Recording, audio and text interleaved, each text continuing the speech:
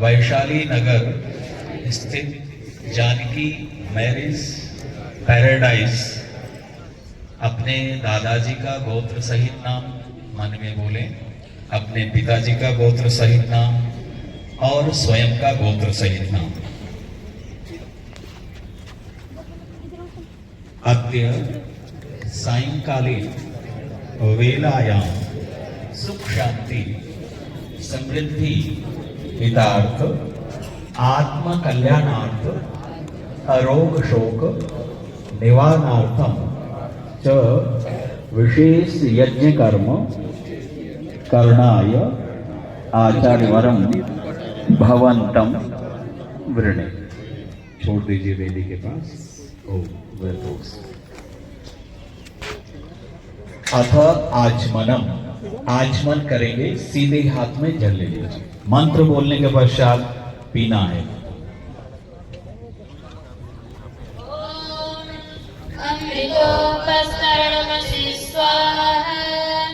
दूसरी बार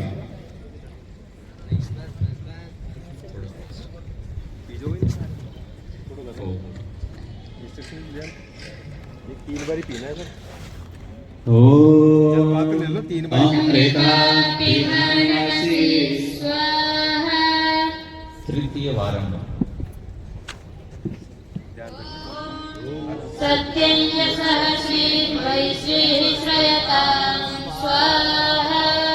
हाथ धो लेंगे अपना और बाएं हाथ की अंजलि में जल लीजिए।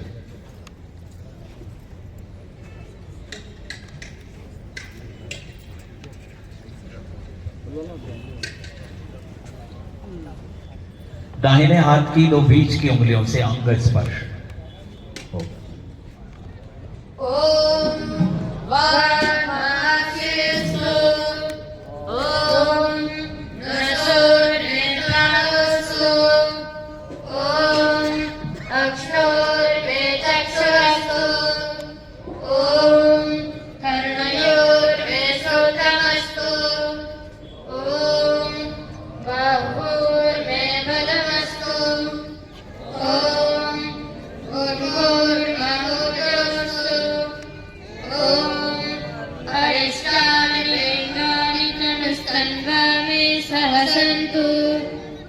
सीधे होकर बैठेंगे। परमपिता परमात्मा का ध्यान करते हुए नेत्र सबके बंद होंगे, इधर उधर कोई चेष्टा नहीं, पूरा मनोयोग से। अधे ईश्वर स्तुति प्रार्थना उपासना मंत्र।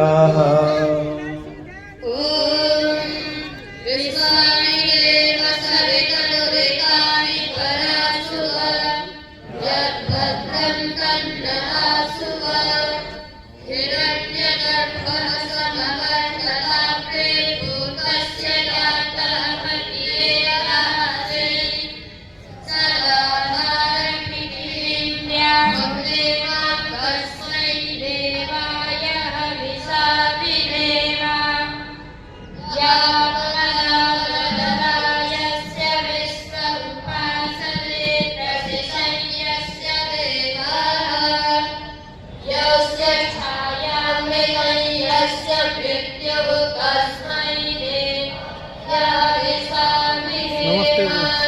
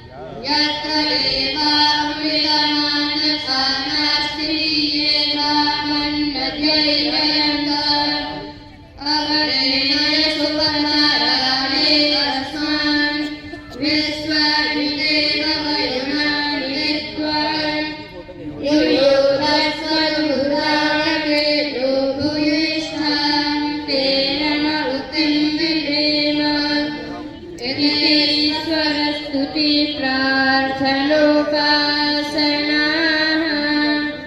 लोहितं यज्ञस्य देवमृत्युजम् भूतानमद्भवतमम् सनः पितेव सूनवेग्ने सुपायनो भव स च स्वानः स्वस्तये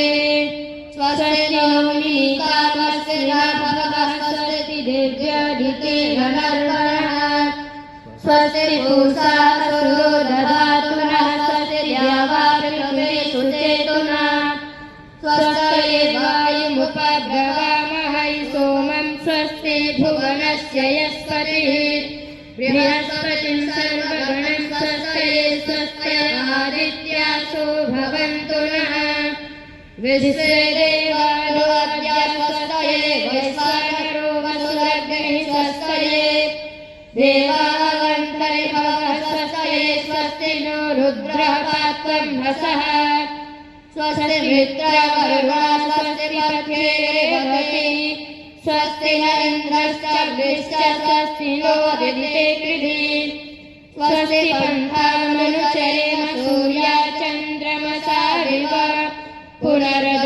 पुनरददताघ्नता सङ्गमे वहि ये देवानां यज्ञाय मनोर्यत्रामृतारितज्ञाः तेनो रसन्तामुरुगाय मध्ययोऽयं पातः स्वस्तिभिः सदा नः यजो माता मधुमतिन्वते पयः पीयूषं यावृतिरद्विवर्णाः उक्थसुस्मान् वृषभारान् स्वप्रशस्ताम् आदित्यम् अनुमदा स्वस्तये ऋचक्षसो अनिशन्तो वर्णनामिदेवासो अमृतत्वनानसु ज्योतिरभाहिमाया अनागसो दिवो वत्सानन्दसते स्वस्तये सम्राजो ये सुप्रियो यजमानयुरपरिव्राजभिरे निरीक्षयम् तानाभिवासनमसासिभिर्महो आदित्याङ्गतिं स्वस्तये ओमस्तु मन्दाधव्ययं जुजोषथर्विश्वे देवासो मनुषो यगैश्वरा ओभूतरन्मविज्ञातारं परद्युम्नः पर्षवत्यं स्वस्तये येभ्यो गोत्रमनुमायते मनुः सभिधाग्निर्मनसा सप्तहोत्रिभिः तादित्या अभयं सर्व यच्छता सुगानः कर्मसुखः स्वस्तये य ईशिरे भुवनस्य प्रजेतसो विश्वस्य स्थातुर्जगतस्य मन्तवः तेन कृतालकृतालेन सस्यर्यद्या देवासः पितृता स्वस्तये हरे सिन्द्रं सुभगं हवामहे भूभुतं सुकृतं दैत्यं जनम् अग्निं मित्रं वरुणं स्वातये भवं द्यावापृथिवी मरुतः स्वस्तये सुत्रामाणं पृथुविद्यात्मनेहसं सुषमाणमदितिं सुप्रणीतिं दैवीं नागं सरित्रामामसमस्रवन्ते वारुहेमा स्वस्तये विश्वे यजत्राहतिघोषतोदये त्रायध्वं रोदुरिवायाहमिन्द्र सत्यरामो देवभूत्याहुवेमा षण्वतो देवावसे स्वस्तये अपामी वामविश्वामनाहुते मपारातिं गुर्विगत्रामहायः आरे देवादेशो वत्सर्यो तरोरुणः सर्व यच्छता स्वस्तये हरिश्रसमर्तो विश्ववेदहते प्रप्राभिधायते हरमणस्परे यमादित्यासो मयता सुनीतिभिरुते विश्वानगुरिता स्वस्तये यं देवासो वधवादिशाकं शूरसाता मरुतो हृते हरे प्रातर्यावानं नगमेन्द्रसानसे वरिष्यन्तमारुहेम स्वस्तये स्वस्तिनापत्यासु हन्वसो स्वस्त्यसो विदते सर्वते स्वस्ति नः पुत्रक्षेषु योनिषु स्वस्तिराये मरुतो दधातन स्वस्ति यद्धे प्रकटे श्रेष्ठानि न स्वस्त्यभियावामवेते सारोहमासो हरणे निपातो स्वामेशा भवतु देवगोपा इषेत्पूर्णे त्वापायमस्तरे गोपः सविता कार्मययो श्रेष्ठतमाय कर्मणा अप्यायतमज्ञा इन्द्राय भागं प्रजा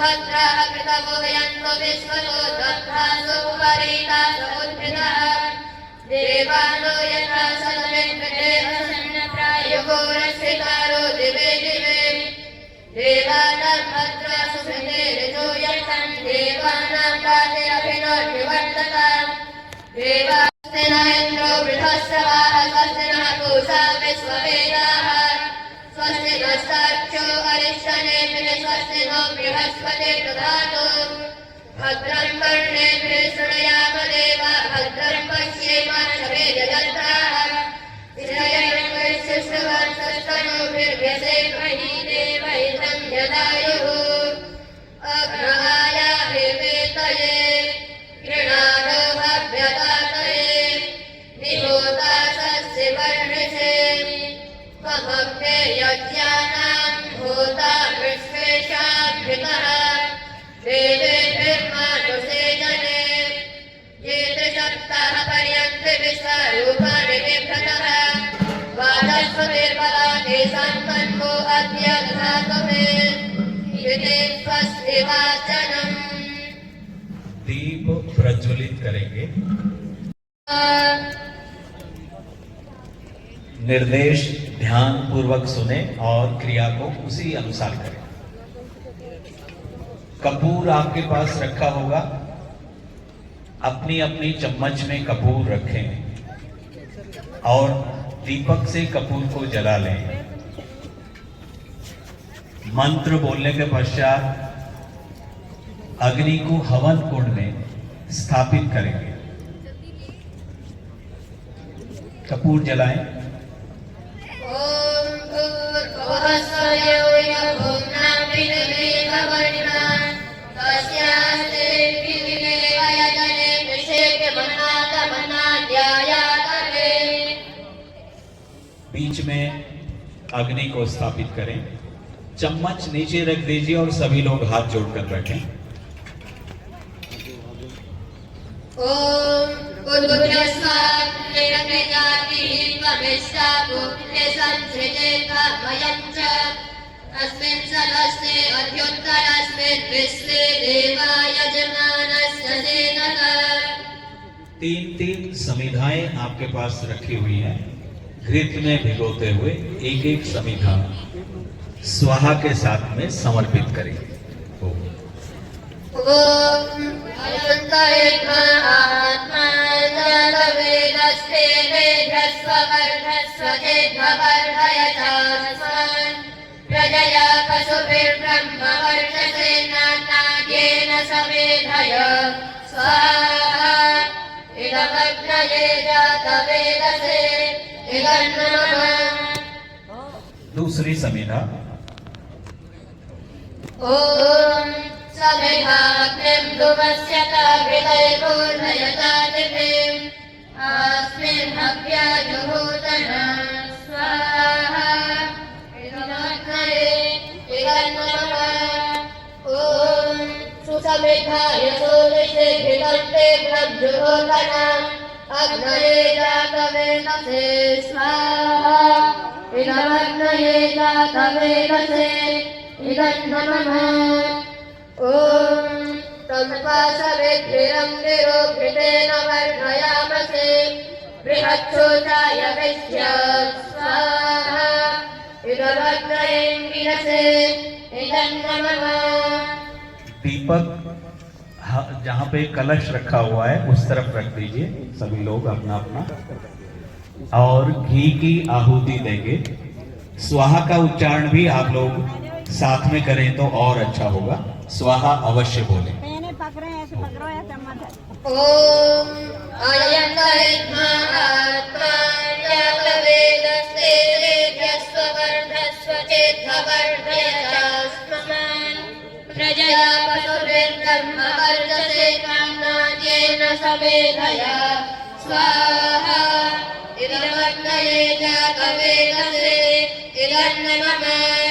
ओम अयंतरिद्मा आत्मा जातवेदस्ते वेद्यस्व वर्धस्व चेद्भवर्धयतास्मान् प्रजया पशुभिर्ब्रह्म वर्चसे नानाद्येन समेधया स्वाहा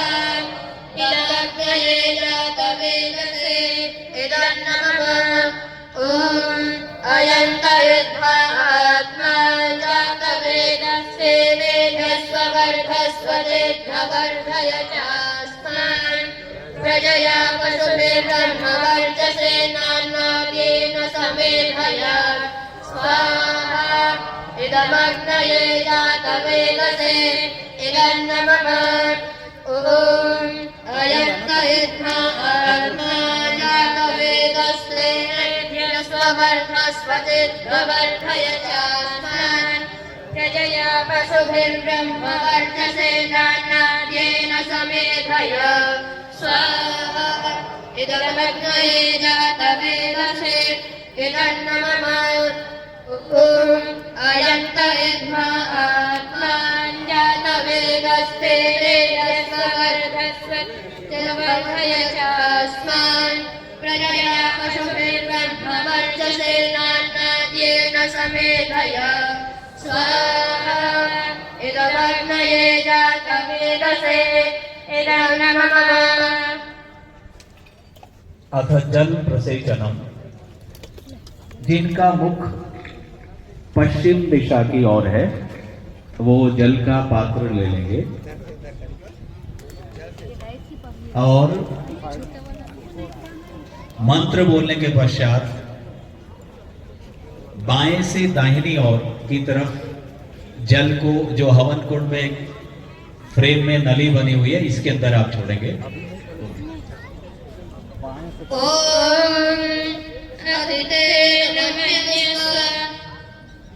बाएं से दाएं यानी कलश की ओर, कलश की ओर। ठीक है, आप सामने दे दीजिए। जिनका मुख पूर्व दिशा में है वो दाएं से बाएं यानी अपनी पत्नी की दिशा से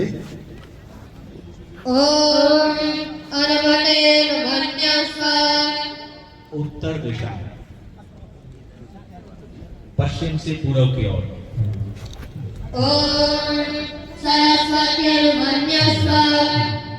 इधर दे दीजिए, पश्चिम में जो बैठे हैं। कलश से आरंभ करके कलश तक छोड़ेंगे मंत्र बोलने के पश्चात। ओम देव सवितः प्रसुवयज्ञं प्रसुवयज्ञपतिं भगाय दिव्यो गन्धर्वः चेतपोः कीर्तं नः पुनातु वाचस्पतिर्वाचं नः सदतु। चम्मच उठाइए। पहली आहुति हवन कुंड में बाईं ओर सामने रेखा बनाते हुए, दूसरी आहुति दाहिनी ओर सामने रेखा बनाते हुए, बाकी बीच में। ओम अग्नये स्वाहा इदमग्नये इदन्नमः। ओम सोमाय स्वाहा इदं सोमाय इदन्नमः। ओम प्रजापतये स्वाहा इदं प्रजापतये इदन्नमः। ओम इंद्राय स्वाहा इदमिन्द्राय इदन्नमः। सामग्री की आहुति भी देंगे। प्रातः काल और सायंकाल दोनों की सम्मिलित आहुति। आप सभी घी और सामग्री दोनों से आहुतियां देंगे। ओम सूर्योज्योतिर्ज्योतिर्सूर्यः स्वाहा। ओम सूर्योज्योतिर्वचः स्वाहा। ओम ज्योतिर्सूर्यः सूर्योज्योतिः स्वाहा। ओम शशदेवेन सवित्रा सवितुर्षसेन भक्त्या जुषाणः सूर्यो वेदो स्वाहा। ओम अग्निर्ज्योतिर्ज्योतिरग्निः स्वाहा।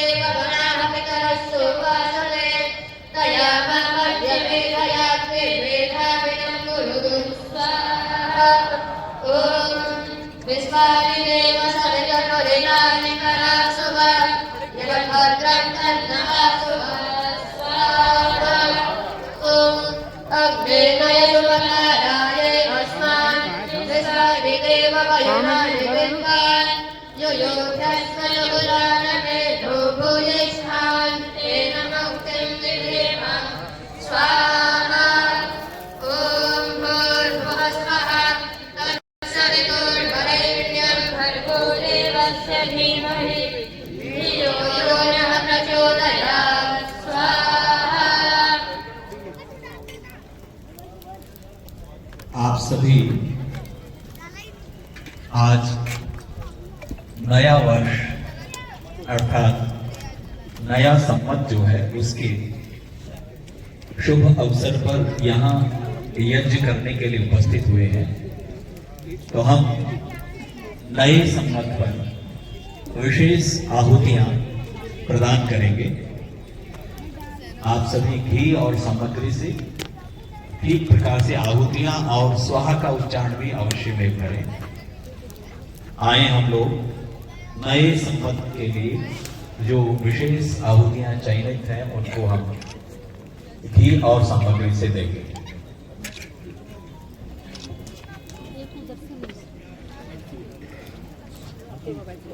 ॐ विश्वानि देव सवितुर्वरेण्यं परासुवा यद्भद्रं तन्नः स्वाहा ॐ संवत्सरोऽसि परिवत्सरोऽसि लाभसेवत्सरोऽसि कल्पन्ता महोरात्रास्ते कल्पन्ता कल्मासास्ते कल्पन्ता मासास्ते कल्पन्ता मितवस्ते कल्पन्तां संवत्सरस्ते कल्पताम्। देखो एक मेरा लेना, इसको दबाना, इसको मत दबाना, इसको दबाना। ये वीडियो रिकॉर्डिंग चल रही है ना, इसको दबाओ, इसको अंगुली से दबाओ। देखो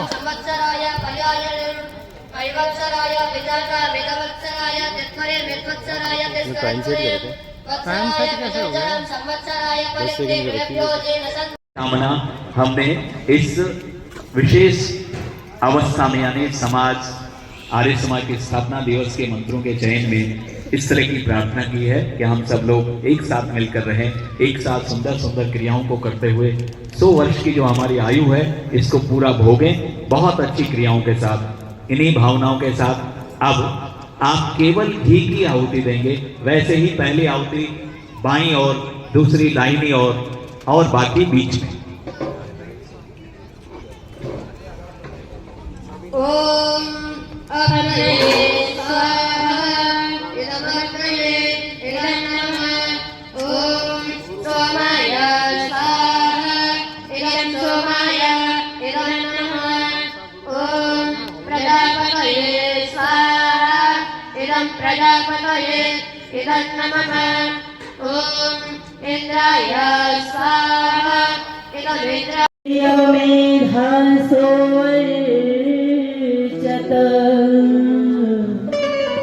अर्चन्त पुत्रकाउत परमेधृष्णवर्चता।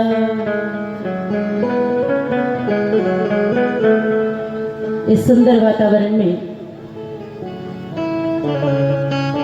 9 वर्ष के सुंदर महोत्सव में आप सभी का हार्दिक अभिनंदन है। सर्वत्र सृष्टि नवीनता को प्राप्त किए हुए, क्योंकि इस दिन ही परमपिता परमेश्वर ने सृष्टि की उत्पत्ति की थी, वेदों की उत्पत्ति की थी। सर्वत्र प्रकृति मानव श्रृंगार कर रही है। आइए परमपिता परमेश्वर का धन्यवाद करते हैं कि उस परमपिता परमेश्वर ने हमारे लिए कितनी सुंदर व्यवस्था दी हुई है। आइए मिलकर के कुछ पंक्तियां मेरे साथ में गुनगुनाने का प्रयास करें। तेरी खातिर परम पिता ने, तेरी खातिर परम पिता ने यह संसार बनाया। तेरी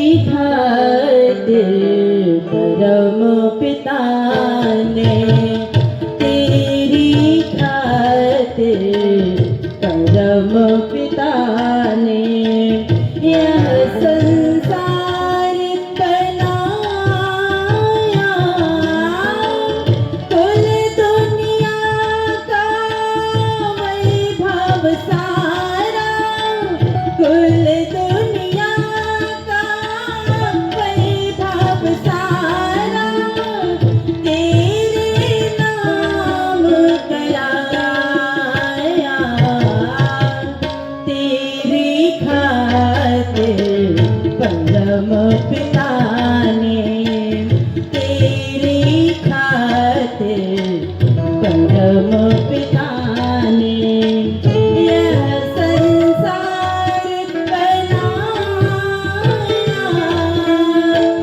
कुल दुनिया का वैभव सारा, कुल दुनिया का वैभव सारा तेरे नाम कराया, तेरी खातिर परम पिता ने, तेरी खातिर परम पिता ने। मीठी मीठी तालियों के साथ सुंदर वातावरण बनाएंगे, सभी की मीठी मीठी तालियां।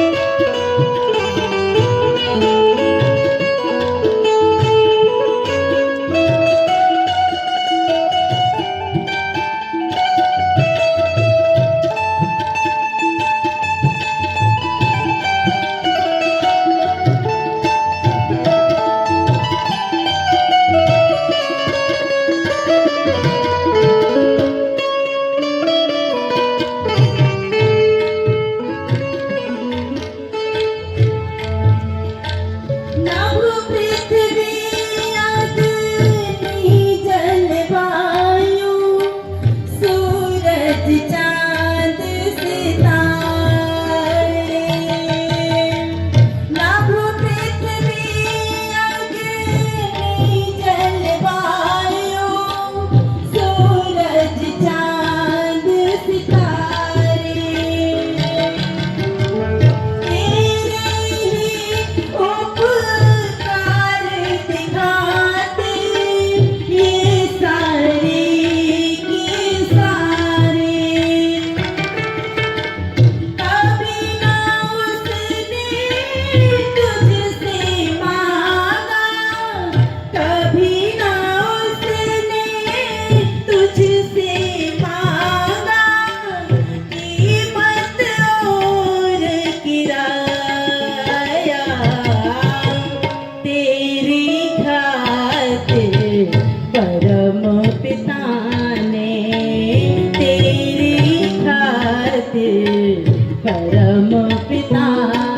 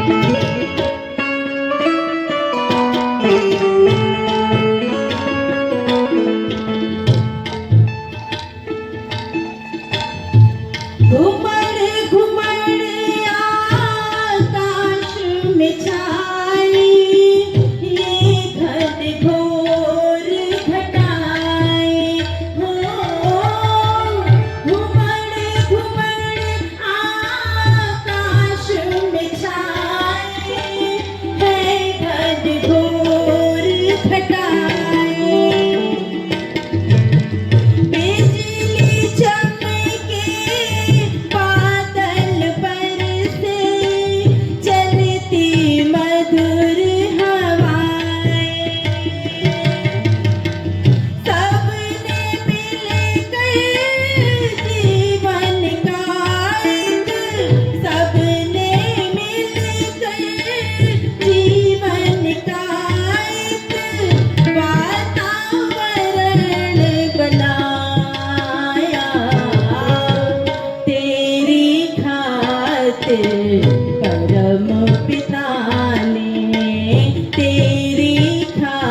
खातिर परम पिता ने यह संसार बनाया।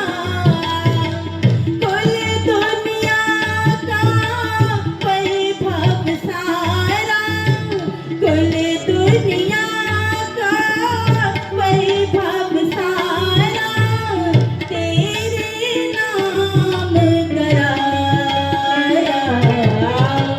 तेरी खातिर परम पिता ने, तेरी खातिर परम पिता ने।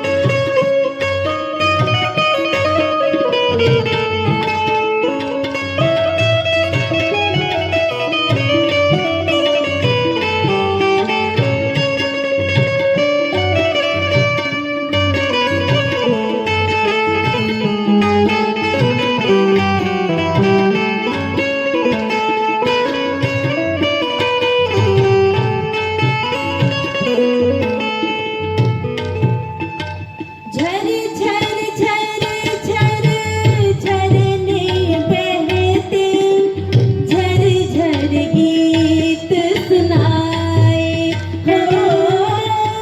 झर झर झर झर झरने बहते, झर झर गीत सुनाए।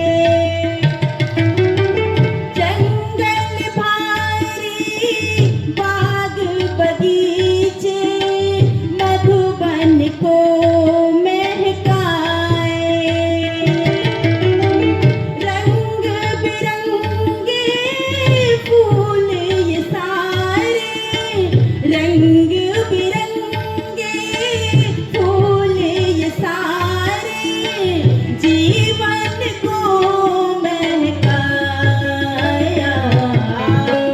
तेरी खातिर परम पिता ने, तेरी खातिर परम पिता ने यह संसार बनाया। तेरी खातिर परम पिता ने।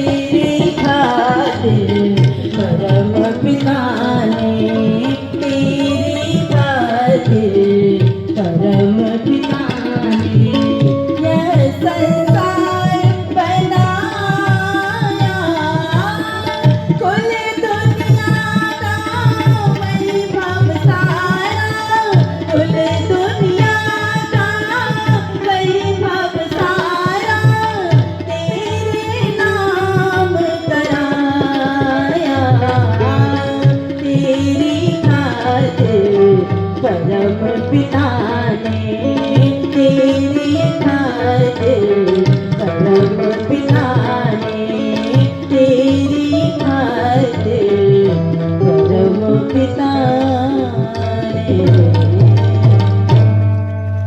बहुत बहुत धन्यवाद। है हमारा संवत्सर, सभी को उसकी शुभकामनाएं, हार्दिक बधाई। साथ ही हमारे स्थापना दिवस भी आया समाज का, उसकी भी आप लोगों को बहुत बहुत शुभकामनाएं। इस प्रकार बहुत सारी खुशियाँ आज एक साथ मिली हुई हैं और हम उन्हें ग्रहण करने के लिए आए हैं। ईश्वर की विशेष कृपा होती है तो इस प्रकार के आयोजन किए जाते हैं। जब परमात्मा ने सृष्टि बनाई होगी तो कितना सुंदर लगा होगा।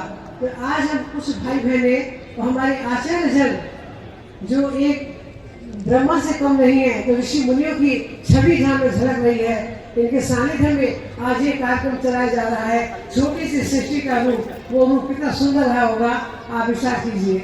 नमन करते हैं परमपिता परमात्मा को। वो ईश्वर घट घट में व्यापक दिखाई नहीं देता, लेकिन मेरी बहनों और भाइयों, जब वो परमपिता परमात्मा कृपा करते हैं तो चमत्कार हो जाता है जीवन में। कई उदाहरण हमको ऐसे मिलते हैं, छोटे छोटे बालक हमारे देश में हुए जिन्होंने हमें देश का नाम रोशन कर दिया। ऐसे बालक हुए यहाँ जो चुने गए दीवारों में निर्भय होकर रहे खेलते बरसी तीर कटारों में।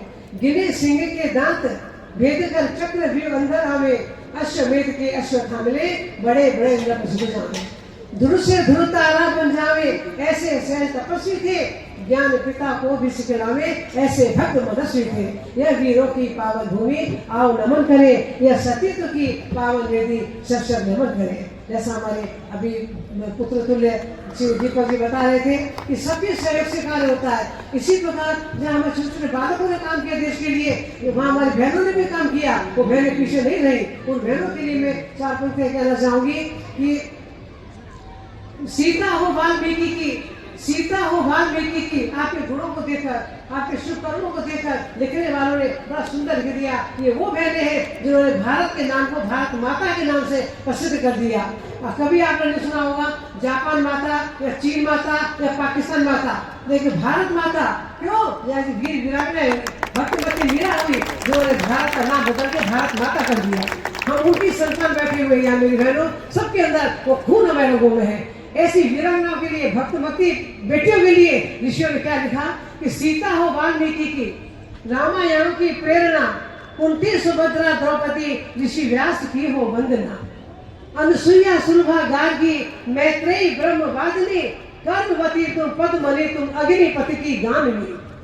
श्रद्धा इड़ा प्रसाद की, श्रद्धा इड़ा प्रसाद की हो मैथिली की उर्मिला, तप त्याग की प्रतिमा हो तुम, हो बुद्ध की यशोधरा। तप त्याग की प्रतिमा हो तुम, हो बुद्ध की यशोधरा। नाटक में उपन्यास में, नाटक में उपन्यास में, काव्य के विनोद में पलता हुआ भविष्य है सदा तुम्हारी गोद में, पलता हुआ भविष्य है सदा तुम्हारी गोद में। आज वो मेरी माताएं जिन्होंने भगवान को जन्म दिया, भगवान राम को, भगवान कृष्ण को जन्म देने वाली बेटियों, आप हो। आप अपने स्वरूप को पहचानो। आप केवल मात्र मोबाइल देखने वाले नहीं हो, आप केवल मत किटी पार्टी अटेंड करने वाले नहीं हो, आपके पार्कों में भ्रमण करने वाले नहीं हो। आपने बहुत वीरों को और हमारे शहीदों को जन्म दिया, जिस कारण हमारा देश बड़ा गौरवान्वित कहलाया जाता था, जिसका नाम था सोने की चिड़िया। ये हम सब आपकी वजह था। आज जितने भी संसार में महापुरुष हैं, जितने भी वीर वीरांगनाएं हैं, उन सबको जन्म देने वाली मेरी बेटियों आप हो। हम कहते हैं राम आएंगे, कृष्ण आएंगे, कहाँ आएंगे? क्या हम पड़ोस में आएंगे क्या? हमारे घर में जो पुत्र वधुएं आ रही है, पढ़ी लिखी संस्कारवान बेटियां, वो अपनी कोख से राम को जन्म दे, कृष्ण को जन्म दे, सीता को जन्म दे, सावित्री को जन्म दे। आप क्यों नहीं जन्म देती हो? आप क्यों कहते हो कि मेरा बेटा सलमान खान बने, मेरा बेटा शाहरुख खान बने, मेरी बेटी जो है वो ऐश्वर्या राय बने? आपके मन में ऐसा नहीं आता है कि मेरी बेटी सीता बने, मेरी बेटी सावित्री बने, मदासा बने, गार्गी बने, कात्यायनी बने? आज हमारे मन में मेरी बेटियों भाव आना चाहिए। आप जागो, आप जगोगी, देश जाग जाएगा। आप सोगी, देश जाग जाएगा। अपने को पहचानो, आप क्या थी और क्या हो गई।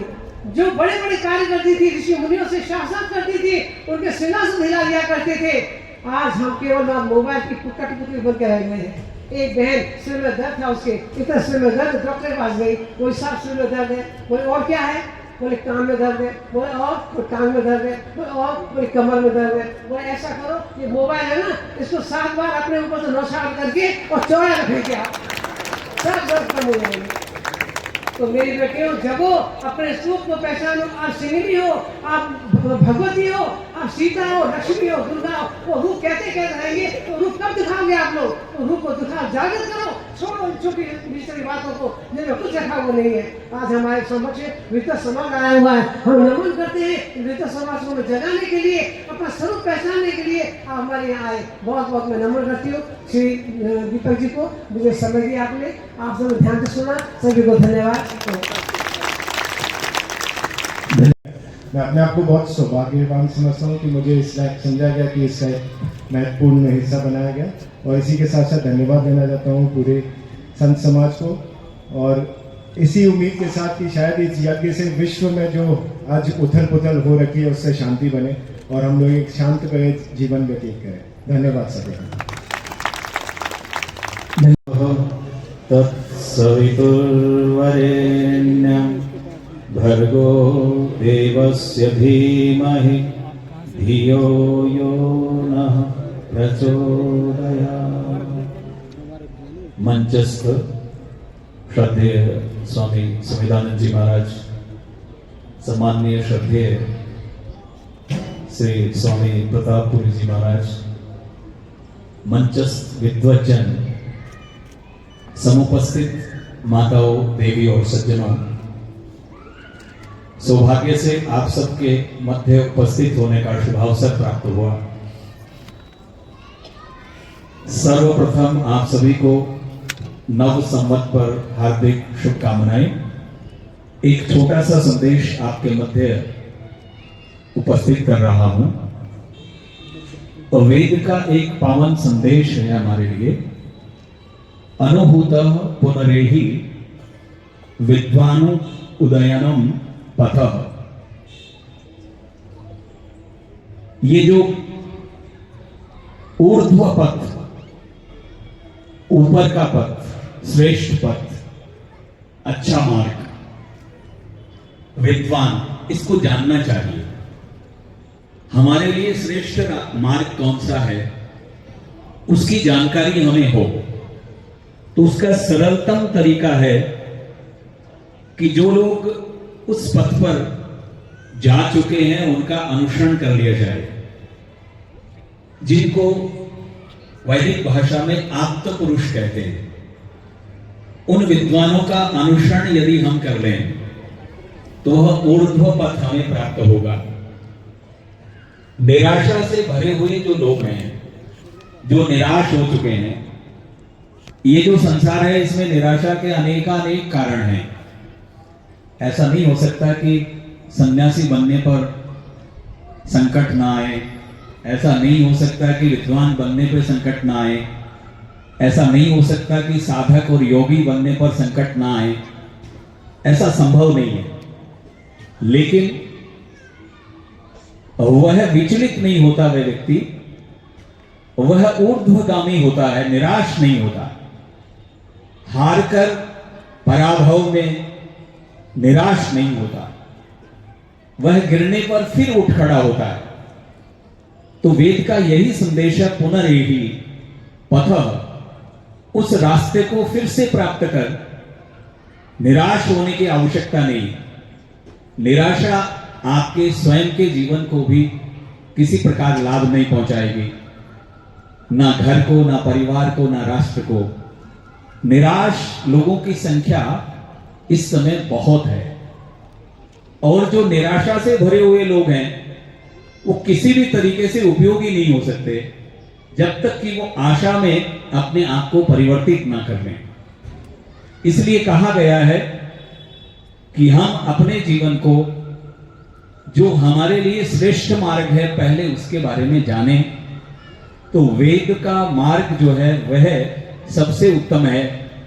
वेदों को जानने वाले जो लोग हैं वो सबसे उत्तम है। इसलिए यहाँ एक पद बहुत ही सुंदर सा है, अनुभूत, अर्थात आप निमंत्रित हैं। श्रेष्ठ व्यक्तियों के यहाँ अच्छे स्थानों पर आप आए हुए हैं, आप निमंत्रित हैं, आमंत्रित हैं, आपका अभिनंदन है, आपका स्वागत है कि आप उस ऊर्ध्व पथ को प्राप्त करें। जो मंचासीन श्रेष्ठ पात्र यहाँ पर बैठे हुए हैं इनके उत्कृष्ट जीवन को देखकर, इनकी अच्छाइयों को देखकर आपके अंदर एक आकर्षण आए, आशा जगे, निराशा को छोड़कर आशान्वित हो, इस प्रकार का एक सुंदर सा भाव। दो पद इसमें बड़े ही सुंदर हैं जो मुझे बहुत ज्यादा प्रिय हैं। इसमें कहा आरोहणम आक्रमणम, ये दो जो शब्द हैं, आरोहण, आरोहण का तात्पर्य आगे बढ़ना, आरोहणम, और आक्रमणम, एक है ऊपर उठना और आगे बढ़ना। ऊपर उठना, सदैव अपने आप को ऊपर उठाना। ये जितने उत्सव हैं, जितने आयोजन हैं, इन आयोजनों के पीछे उद्देश्य क्या है? आपको यहां पर बैठाने का उद्देश्य क्या है?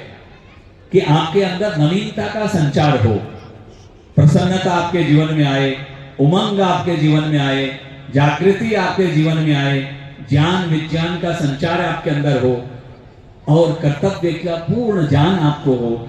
आपका होना उद्देश्य क्या है? मानव जीवन प्राप्त करके यदि हम ऊपर की ओर नहीं उठे, प्रतिदिन हम विषय और वासनाओं के सेवन से नीचे चले जाते हैं, अपने आप को ऊपर उठाते हुए आरोहणम, आक्रमणम और आगे बढ़ना, हमेशा ये भाव रखें। जीवतो अयनम, जीवित व्यक्ति का ये सुंदर सा कर्तव्य है कि वह निरंतर आरोहण और आक्रमण के साथ में रहे, ऊंचा उठे और आगे बढ़े। ये दो कार्य अपने जीवन में अवश्य जोड़ें। ऊंचाई पर जाने का उद्देश्य, जो श्रेष्ठ मनुष्य हैं, विद्वान हैं, साधु संत योगी लोग हैं, हम उनका अनुकरण करें, उनसे विधि सीखें। सरल सा उपाय है, उसके अनुसार अपने आप को ढालें तो आप देखेंगे कि आरोहण होगा, अर्थात आप ऊर्ध्वगामी होंगे।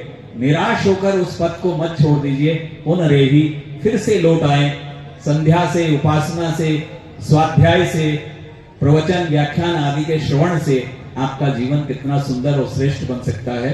तो ये जितने उत्सव हैं, जितने इस प्रकार के आयोजन हैं, उनका उद्देश्य यही है कि परस्पर हम एक दूसरे से सुंदर बातें सीखें, उनके आचरण से आप प्रभावित हों, आकर्षित हों और अपने जीवन में कहीं कहीं से वो परिवर्तन आपको प्राप्त हो।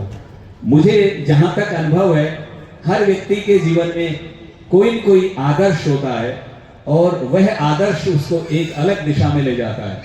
तो आपके जीवन में भी ये सुंदर आदर्श आप्त पुरुषों से प्राप्त हो। आरोहण और आक्रमण से अपने आप को सुशोभित करें, ये जीवन का मूल सूत्र है। इसी से आप आगे बढ़ें। इन्हीं मंगल कामनाओं के साथ आप सबके लिए बहुत बहुत शुभकामनाएं, मंगल कामनाएं। ओम शांति। 60 किलो देसी गाय का घी डॉक्टर करण सिंह जी तोमर। 51,000 रुपए डॉक्टर रंजना जी जैन। 11,000 रुपए श्री मुकेश जी कुमावत। 11,000 रुपए श्री विजेंद्र जी परेवा। 11,000 रुपए श्री गजेंद्र जी परेवा। 11,000 रुपए श्री प्रमोद जी शर्मा। 21,000 रुपए सुखवीर सिंह जी चौधरी। 5100 रुपए आयुष्मान वैशाली नगर। 5100 रुपए दीपक जी गर्ग। 5100 रुपए रघुवीर जी प्रसाद गुप्ता। 5100 रुपए श्री अमरीश जी वर्धन। 21,000 रुपए श्रीमान सुभाष जी आर्य। 1100 रुपए भोलाराम जी। 2100 रुपए शिव सिंह जी राठौड़। 1100 रुपए श्री सुरेंद्र मोहन जी पालीवाल। 1500 रुपए डॉक्टर शैलेश जी आर्य। 2100 रुपए श्री वेद प्रकाश जी मित्रेश जी आर्य। 2100 रुपए डीसी गुप्ता। 1100 रुपए सौरभ जी तिवारी। 2100 रुपए डॉक्टर मोतीलाल जी शर्मा। 500 रुपए अनुराग जी त्यागी। 500 रुपए अशोक जी काला। 500 रुपए विक्रम सिंह जी अधिवक्ता। 500 रुपए राजवीर सिंह जी। 2100 रुपए श्री सुभाष जी शास्त्री, सोमवीर जी शास्त्री।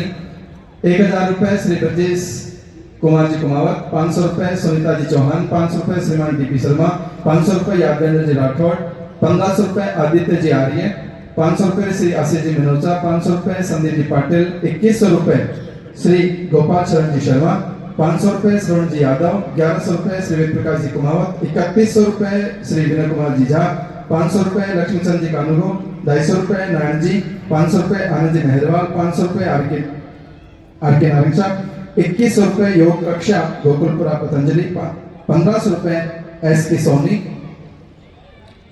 1100 रुपए श्रीमान वीपी गोयल जी। 500 रुपए श्री कैप्टन अरविंद जी। 500 रुपए कृष्णदत्त जी। 500 रुपए कुणाल जी वर्मा। 1000 रुपए गजराज सिंह जी शेखावत। 500 रुपए कैलाश जी कुमावत, 500 रुपए मनोहर सिंह जी, 500 रुपए शिवशरण जी शर्मा, 2100 रुपए नगर आर्य समाज प्रताप नगर, 3100 रुपए श्री रामगोपाल जी कुमावत, सुभाष जी कुमावत, 100 रुपए श्री राम प्रकाश जी महेश्वरी, 200 रुपए श्री आशा जी अग्रवाल, 200 रुपए श्रीमती उषा जी अग्रवाल, 2101 रुपए श्री राजवीर सिंह जी गायत्री जी शर्मा, 500 रुपए श्री रामतार जी शर्मा, 500 रुपए श्री रंजीत जी, 500 रुपए श्रीमती सावित्री जी, 1100 रुपए श्रीमती मीना जी, 500 रुपए श्री देव शर्मा जी।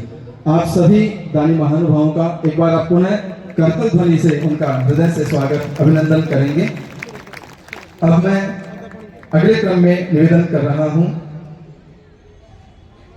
परधर्मात् सब अनुष्ठिता स्वभाव नियतम कर्म कुर्वन्नावप्नोति किल्बिषम्।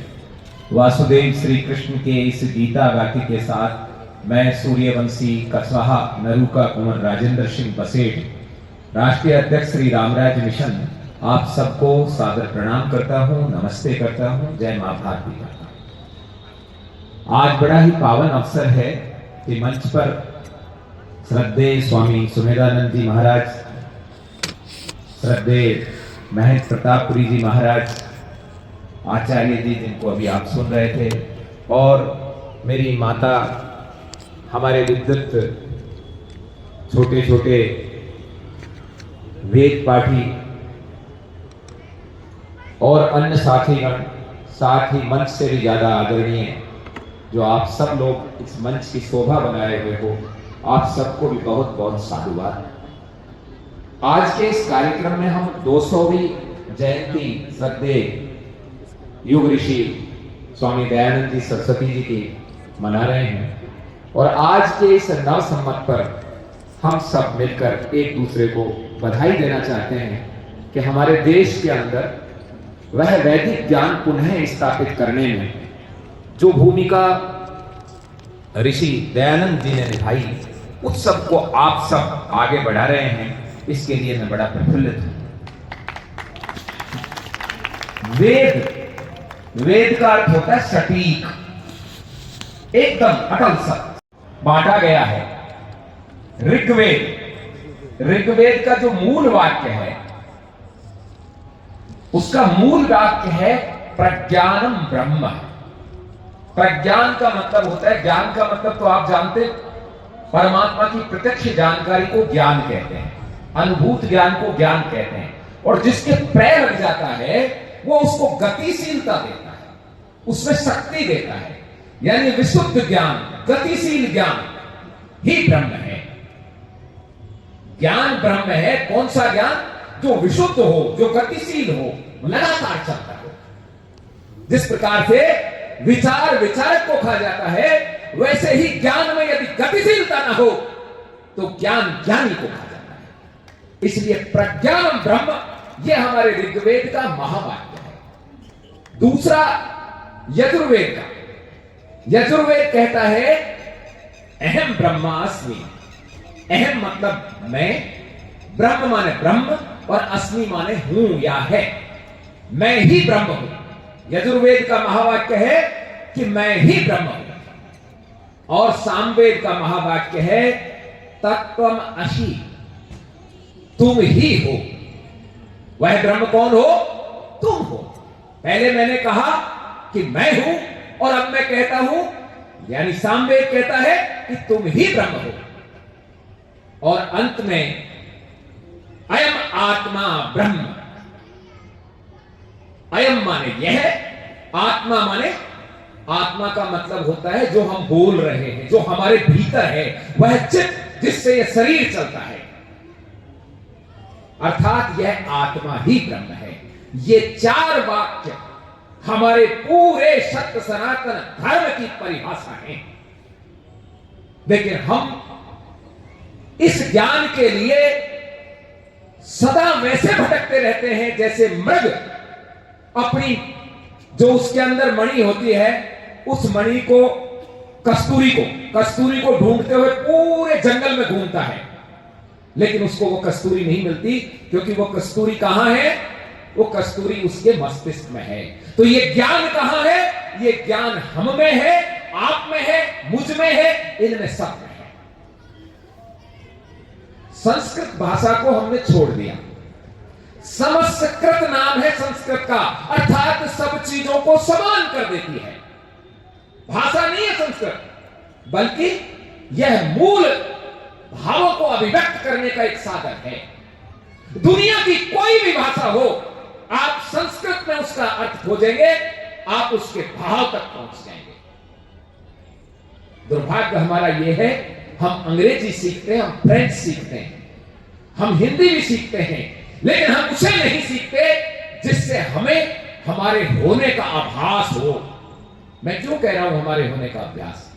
भगवान श्री कृष्ण से अर्जुन ने गीता में पूछा था, किम अध्यात्मम किम ब्रह्म किम अध्यात्मम किम, कि यह ब्रह्म क्या है, यह अध्यात्म क्या है। ऐसे कुछ 8 प्रश्न किए कि अधिभूत क्या है, अधिदैव क्या है, कर्म क्या है, और अंत में आप काल किस प्रकार जानने में आते हैं। तो पता है क्या कहा वासुदेव श्री कृष्ण ने?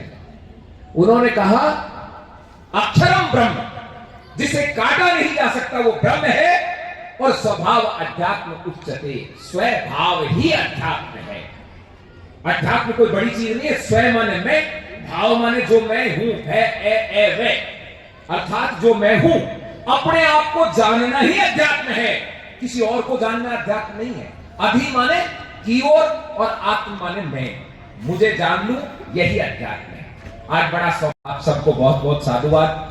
कभी फिर समय मिलेगा जब गाड़ी बात करेंगे। आज स्वामी जी को भी कई कार्यक्रमों में आगे जाना है, और आप सबको भी, सबको नवरात्रि पे जाके आरतियां करनी होंगी। कल गणगौर है। एक बार आप सबको इस नव संवत की बहुत बहुत बधाई। एक बात मैं जरूर कहूंगा, अपने अपने बच्चों को अपने बना लेना। हमने अपने बच्चों को अपने नहीं बनाया, सबके बना दिया। हम हमारे, दुनिया की कोई चीज बुरी नहीं है, बस उसका सदुपयोग और दुरुपयोग होता है। शराब के ठेके पर जाओगे, उसे देखकर अच्छे परिवार का आदमी समझेगा इधर नहीं जाना कभी भी, ये गलत जगह है। वहीं जो पीने की इच्छा होगी वो समझ जाएगा यही पीनी है। तो हमें सारी टेक्नोलॉजी तो प्रयोग करनी है, लेकिन उस मोबाइल में आप वैदिक ज्ञान ढूंढें। उस मोबाइल में आप हमारे संतों के वचन ढूंढें, साधुओं के वचन ढूंढें, हमारी पवित्रता ढूंढें।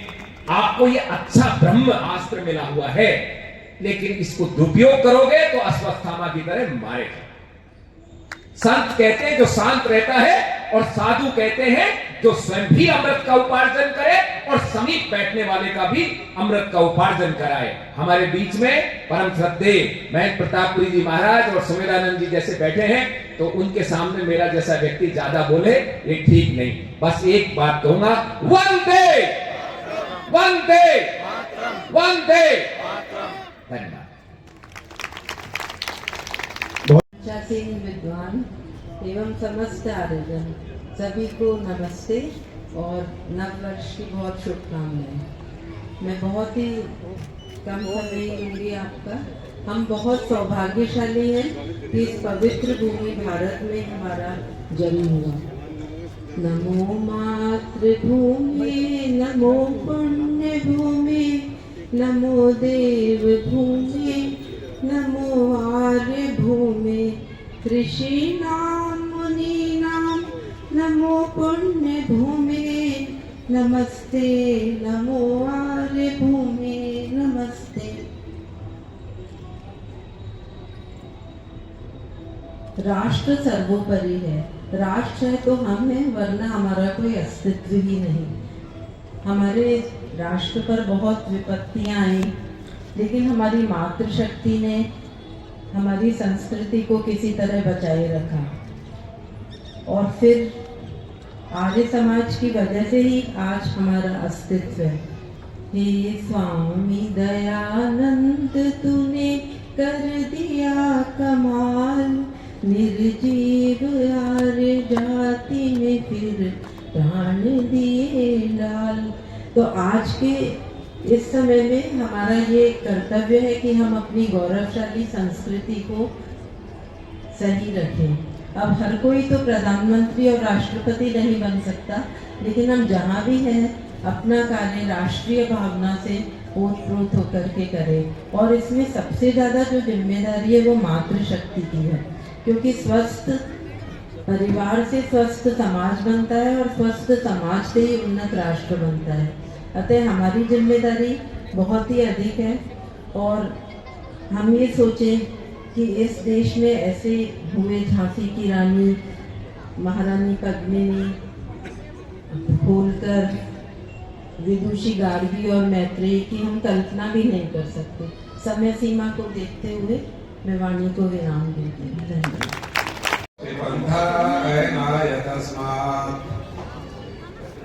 आदरणीय ये टीम, सम्मानित मंच, मातृशक्ति एवं आदरणीय सज्जनों, सर्वप्रथम नववर्ष और आर्य समाज स्थापना दिवस पर आप सभी को शुभकामनाएं। आर्य समाज विश्व बंधुत्व, प्रेम, दया, करुणा, परोपकार, समानता एवं मानवीय सेवा का संदेश बना है। संसार का उपकार करना इस समाज का मुख्य उद्देश्य है। महर्षि ने इनके नियमों में विहित किया है। आर्य समाज, जिस समय आर्य समाज की स्थापना की गई थी, उस समय देश की क्या स्थिति थी? प्रतंत्रता थी, महिलाओं पर भयंकर अत्याचार थे, विधवा महिलाओं को सम्मान की दृष्टि से नहीं देखा जाता था, उन्हें अशुभ मानकर उनके दर्शनों तक से वंचित किया रहते थे। ऐसी परिस्थिति में आर्य समाज की स्थापना की गई, जो अपने उद्देश्यों के प्रति सदैव अग्रसर रहा है। इसके विषय में मुझे 2 मिनट का समय दिया गया है, उसी में मेरी बात पूरी करने का प्रयास करूंगा। मैं एक छोटा सा उदाहरण आपको दूं। देश आजाद हुआ, अंग्रेजों ने यहाँ के स्थानीय राजाओं को यह स्वतंत्रता दी थी, वो पृथक भी रह सकते हैं और भारत में भी समाहित हो सकते हैं। ऐसी परिस्थितियों में हैदराबाद के नवाब, जो सबसे बड़े उस समय के धनाढ़े स्टेट मानी जाती थी, उसने विद्रोह की स्थिति पैदा की। सरदार पटेल ने अपने बुद्धि कौशल से, चातुर्य से और तात्काल परिस्थितियों को समझते हुए उसको सरेंडर किया गया, उसको भारत में मिलने के लिए मजबूर किया गया। उस समय देश के विभिन्न नेताओं ने सरदार पटेल को बधाई दी गई। सरदार पटेल ने यह कहा, इस बधाई के लिए आर्य समाज बधाई का पात्र है, जिसने हैदराबाद सत्याग्रह में नवाब की कमर तोड़ दी गई। इसलिए बधाई आर्य समाज को दी गई। दूसरा एक छोटा सा उदाहरण, 1983 के आर्य महासम्मेलन का मैं आपके सामने प्रस्तुत करना चाहता हूं। देश की प्रथम प्रधानमंत्री, महिला प्रधानमंत्री, प्रखर राजनीति और परम राष्ट्रभक्त इंदिरा गांधी ने आर्य महासम्मेलन के अवसर पर ऋषि उद्यान से कहा था, यदि आर्य समाज नहीं होता, महर्षि दयानंद नहीं होते, मेरी जैसी विधवा को इस देश का प्रधानमंत्री कौन बनने देता। वास्तव में महिलाओं की स्थिति बहुत बुरी थी। महर्षि दयानंद पहले व्यक्ति थे जिन्होंने महर्षि मनु का यत्र नार्यस्तु पूज्यन्ते रमन्ते तत्र देवता का उद्घोष करते हुए इनको सम्मान दिलाया और आगे बढ़ने की प्रेरणा दी और इनको अपने गौरव की ओर, राष्ट्र के प्रति समर्पित कर्तव्य की ओर आधी आबादी का ध्यान महर्षि दयानंद ने सबसे पहले दिया है। तो इन शब्दों के साथ मैं आप सभी को, इस आयोजकों को, आर्य प्रति सभा की ओर से बहुत बहुत आभार व्यक्त करता हूं। सम्मानित यतिवृंद और सम्मानित मंच का आभार व्यक्त करता हूं कि वो समय निकालकर यहाँ उपस्थित हुए। कृण्वन्तो विश्वमार्यं के साथ ओम शांति। अभिवादन। नूतन वर्ष की आप सबको बहुत बहुत हार्दिक बधाई और शुभकामनाएं। नवरात्रा भी चल रहे हैं और हमारे आर्य समाज की स्थापना के दिवस भी है। तो इस प्रकार के त्रिवेणी इस संगम के कार्यक्रम में उपस्थित सभी भद्र पुरुषों को मातृशक्ति का पुनर्वंदन करता हूँ। समय काफी हो गया है, इसलिए मैं बहुत ही संक्षिप्त में मैंने बैठे बैठे जो आत्मचिंतन किया जो मेरे से पूर्व विद्वान जो बोले हैं उनको जितना ग्रहण कर पाया उन पर एक मेरी प्रतिक्रिया कहें या मेरे भाव व्यक्त करूंगा।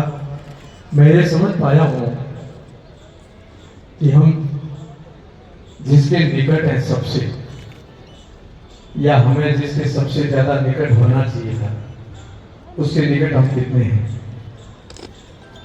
कभी कभी मन में आता है कि मेरा परम मित्र कौन है, उसको खोजूं जो मेरी छाया की तरह मेरे साथ में रहे।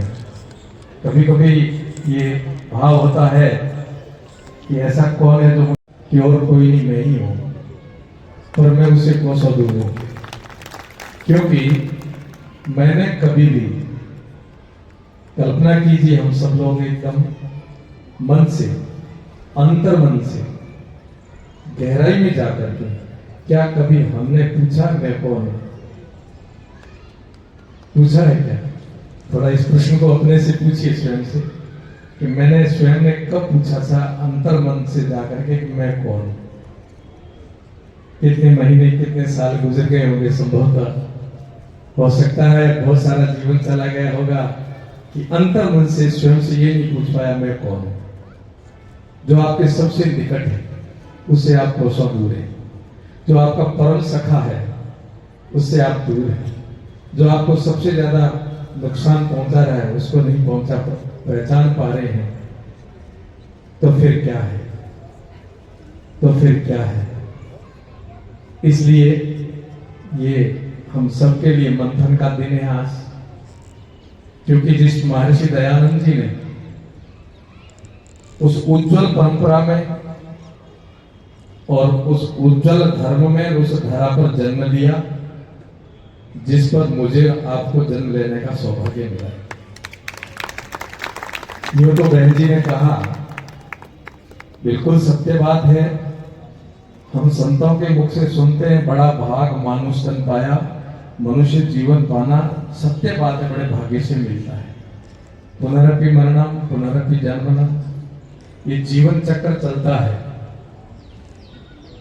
मेरी कहीं से शायद मैं मंथन ज्यादा नहीं कर पाया, पर इतना जरूर थोड़ी प्रयास कर रहा हूं।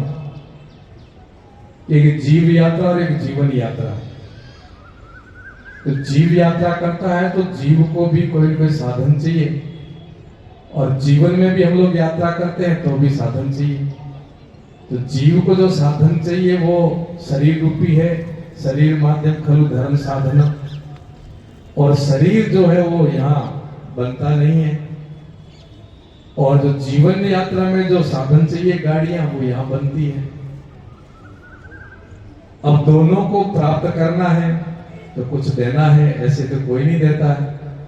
हम बड़े शोरूम में जाकर के किसी भी गाड़ी की ट्राई ले सकते हैं, पर चाबी नहीं ले सकते जब तक उसका मूल्य नहीं चुकाएंगे। ये ही लोग में जो धन है वो देंगे, तब अपने वो गाड़ी की चाबी देंगे। ये शरीर को प्राप्त करना है तो वहां भी कुछ धन दिया होगा। वो कौन सा धन है? इसलिए सबसे निकट बैठे मैं कौन हूं। इसे क्या होगा?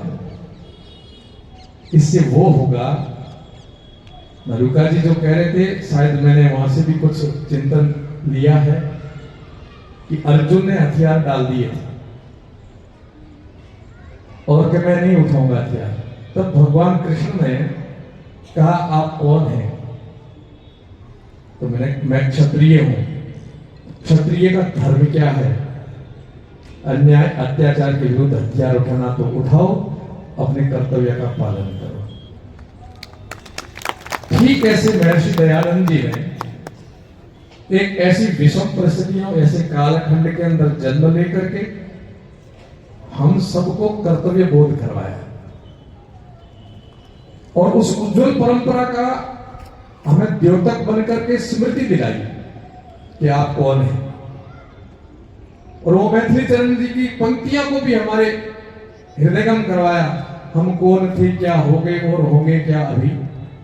हम कौन थे, क्या हो गए और क्या होंगे अभी। आओ मिलकर विचारे ये समस्याएं सभी।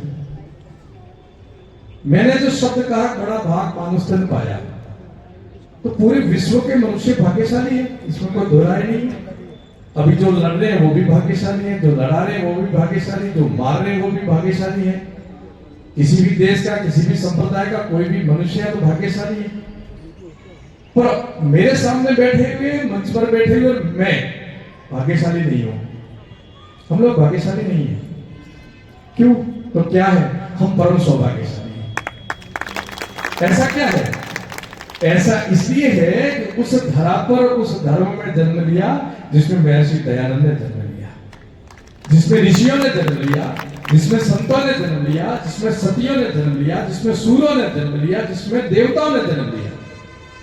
हम अति परम सौभाग्यशाली हैं जो इस परंपरा में हमने जन्म लिया, उस मानव की उस उज्जवल परंपरा में जन्म लिया। हम बंदरों की संतानें नहीं, हम ऋषियों की संतानें हैं। हमने उस उज्जवल परंपरा में जन्म लिया है जिसने भटके हुए मानव को ज्ञान देकर के पथ बताया था, वेदों का ज्ञान देकर के मनुष्य को मनुष्य बनने का उपदेश दिया था। हम उस उज्जवल परंपरा के उत्तराधिकारी हैं। मैं आपको जो कहना चाहता हूं सज्जनों, इस उज्जवल परंपरा पर एक बार दृष्टिपात करिए। आपकी ये उज्जवल परंपरा कब प्रारंभ हुई और उस उज्जवल परंपरा के प्रारंभ से लेकर के आप तक एक बार दृष्टिपात करिए कि इस उज्जवल परंपरा में कौन कौन हुए, किस किस युग में कौन कौन हुआ, कौन ऋषि हुए, कौन सतियां हुई, कौन शूरवीर हुए, कौन देवता हुए।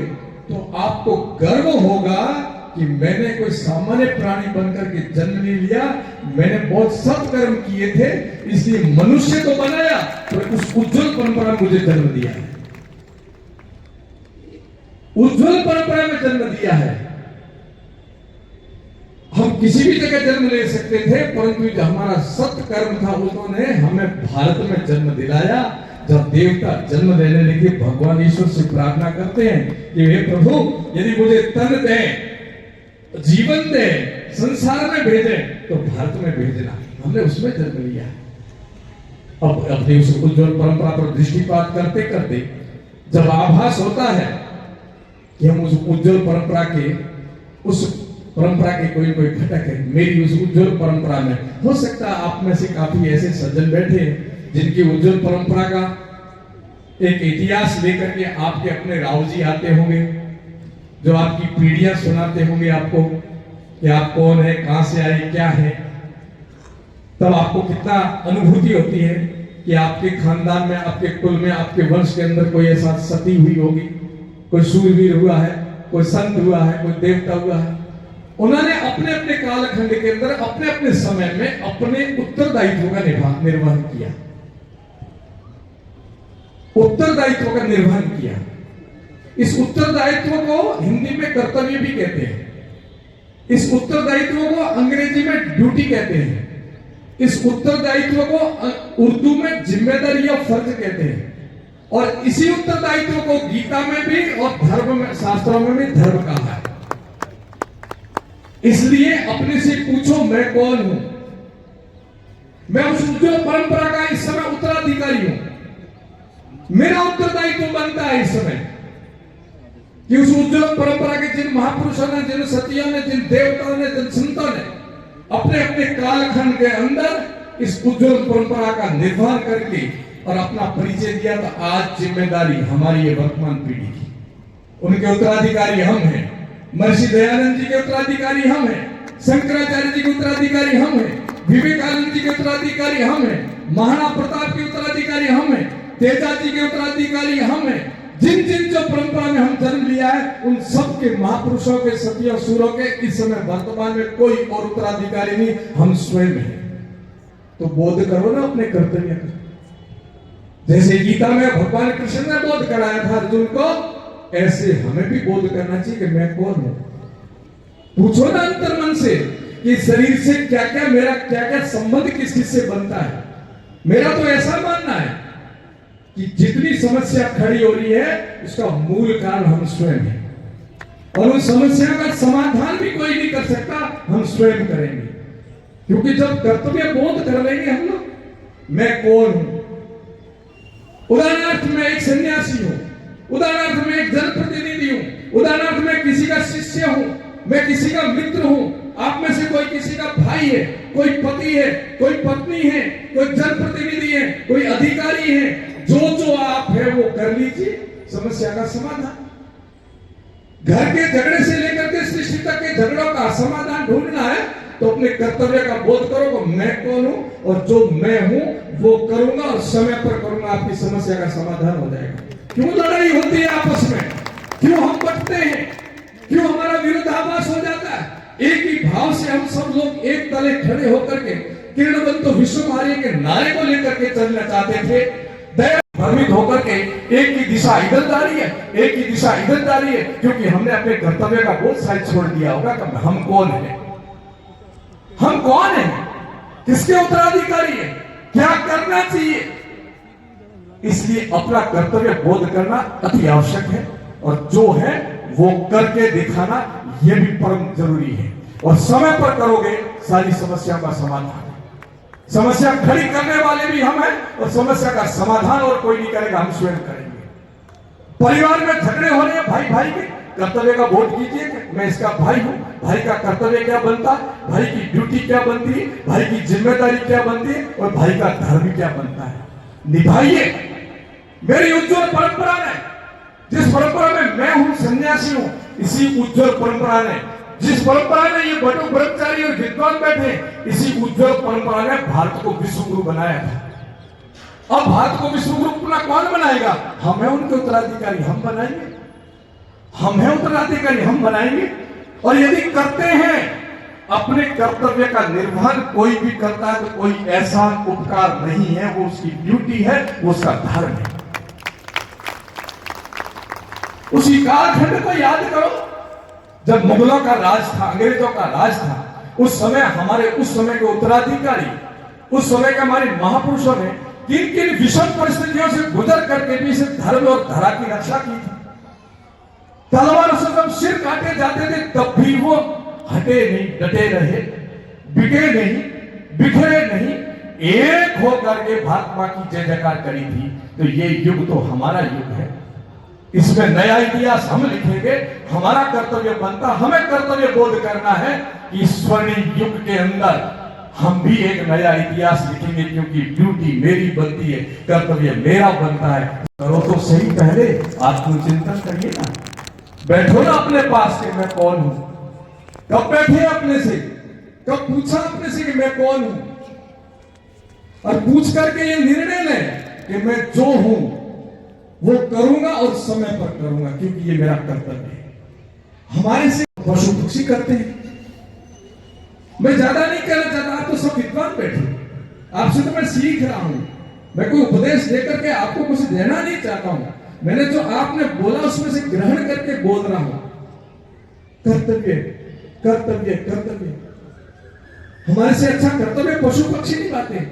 आहार भय मैथुन सामान्य एतत् पशु भी नरानाम, हम खा रहे हैं, पी रहे हैं, बच्चों का पेट भर रहे हैं, मकान बना रहे, ये क्रिया सामान्य है ना। तो फिर हमारे उनमें अंतर का जो अपने शास्त्र ने कहा वो अंतर हम कहां कर रहे हैं? चिड़िया भूखी है, दाना उठा करके ला करके अपने बच्चे के पेट में डाल रही है, इसलिए नहीं कि बच्चा बड़ा हो करके मेरा पेट भरेगा, नहीं, वो अपने कर्तव्य का पालन करे। इतना ही हम करते हैं। तो हमारे में उनमें अंतर क्या है? क्या अंतर है हमारे में उनमें? फिर क्या बड़ा भाग मानुषन पाया? फिर 84 लाख जिया जुर्म में से हम श्रेष्ठ कैसे हो गए? क्या फर्क पाया हमने? फर्क भी देख लीजिए।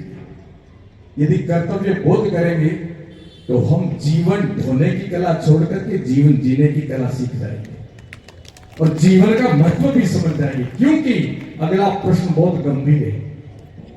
पहला प्रश्न मैं कौन हूं और दूसरा प्रश्न मैं कब तक हूं। यह अटल सत्य सबको स्वीकार करना है। हमारे मन मस्तिष्क के अंदर एक धर्म है और एक आशा है। आशा को संतों की भाषा में हमारे भजनों में कहा, आशा आखी धन, आशा निर्धनिया का धन, जो निर्धन है और आशा पाल लेता तो बहुत बड़ा धनवान, मेरे ऐसे हो जाएगा, मैं ऐसे बन जाऊंगा, ये इसी पर जीवन टिका और संसार इसी पर टिका है। परंतु ये भी भ्रम है कि मैं मरूंगा नहीं। बड़ा भ्रम हम पाल के बैठे कि मैं मरूंगा थोड़ा ही। उस अटल सत्य को भी स्वीकार करो, मैं कौन हूं और मैं कब तक हूं।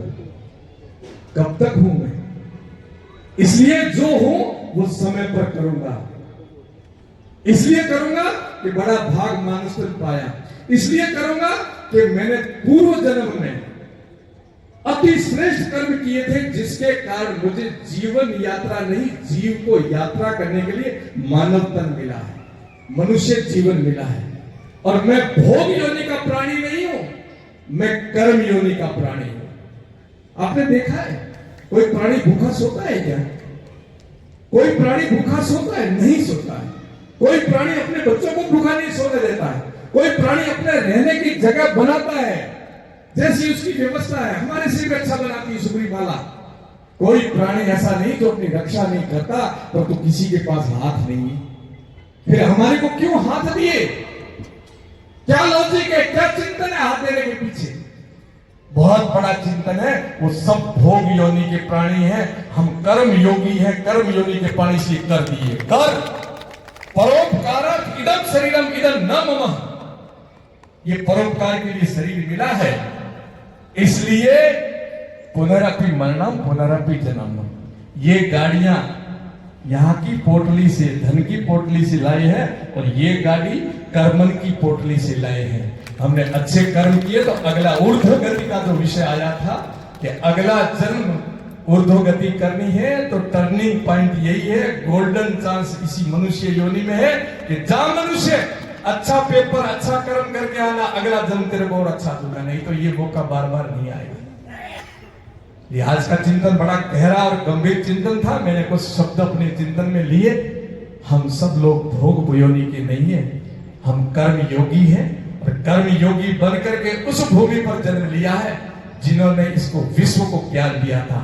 उस परंपरा में जन्म लिया है जो गौरवमयी परंपरा, उज्जवल परंपरा है, तो उत्तरदायित्व तो हमारा बनता है। लेकिन कहीं कहूंगा पुनः अपने पास बैठे मैं कौन हूं पूछे प्रश्न, और गहराई से पूछोगे तो दूसरी एक बहुत बड़ी मांग है हमारे मन की, वो है आत्मबोध। वो भी हो जाएगा तो बैठते नहीं अपने पास मैं कौन पूछते ही नहीं, तो न कर्तव्य बोध होगा पूज्य श्री, और न उद्देश्य का पता चलेगा।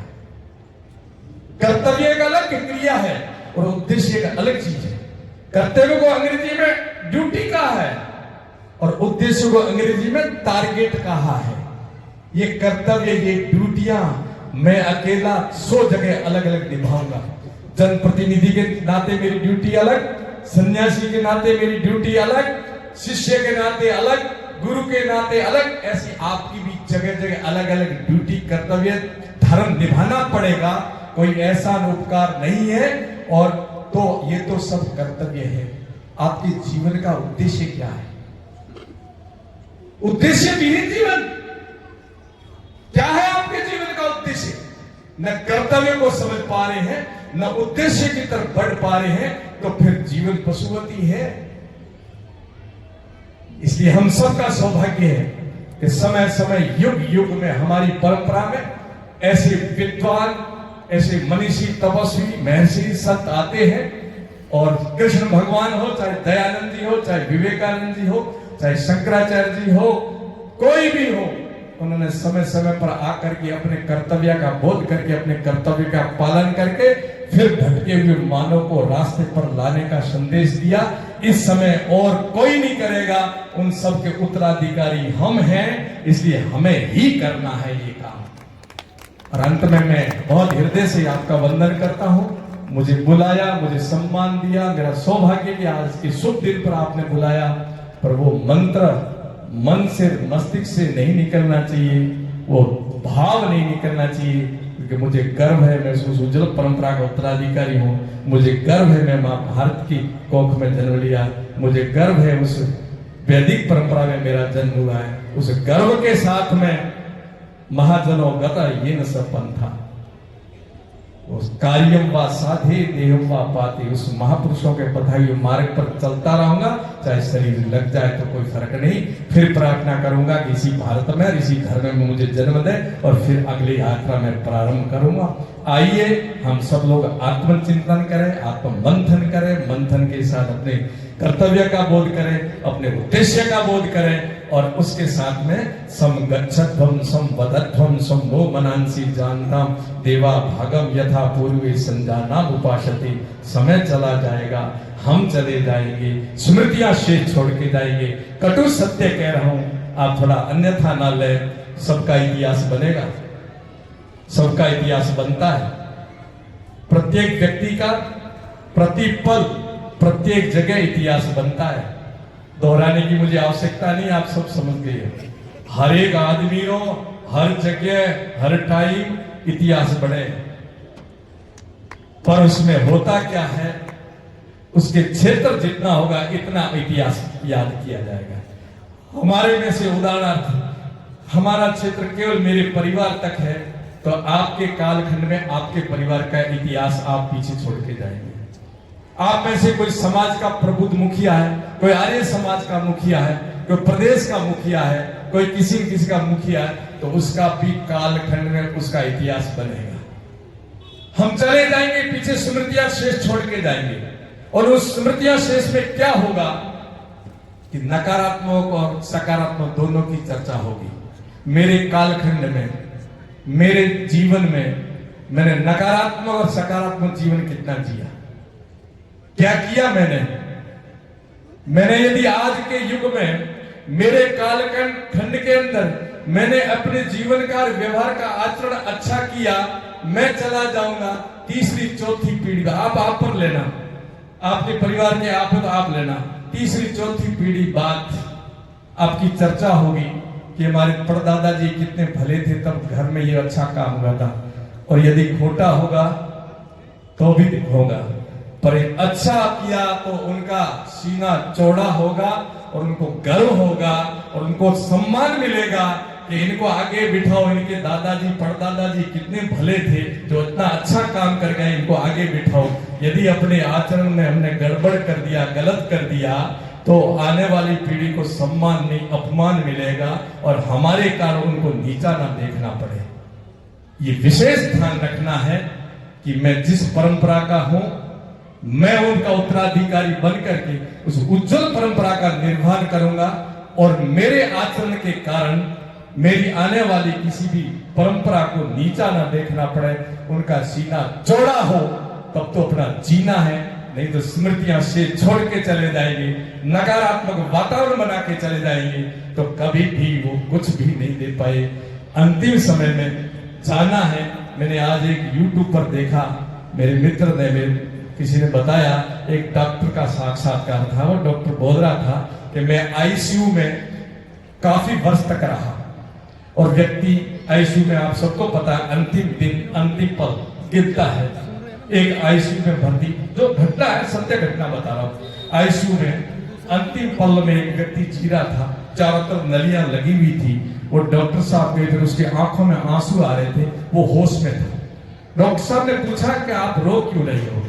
तब तभी देखे, उन्होंने कहा रो इसलिए रहा हूं कि मैं मर रहा हूं, मुझे पता है मैं बचूंगा नहीं, पर जो करना था वो मैंने किया नहीं, और जो नहीं करना था वो किया, इसलिए रो रहा हूं।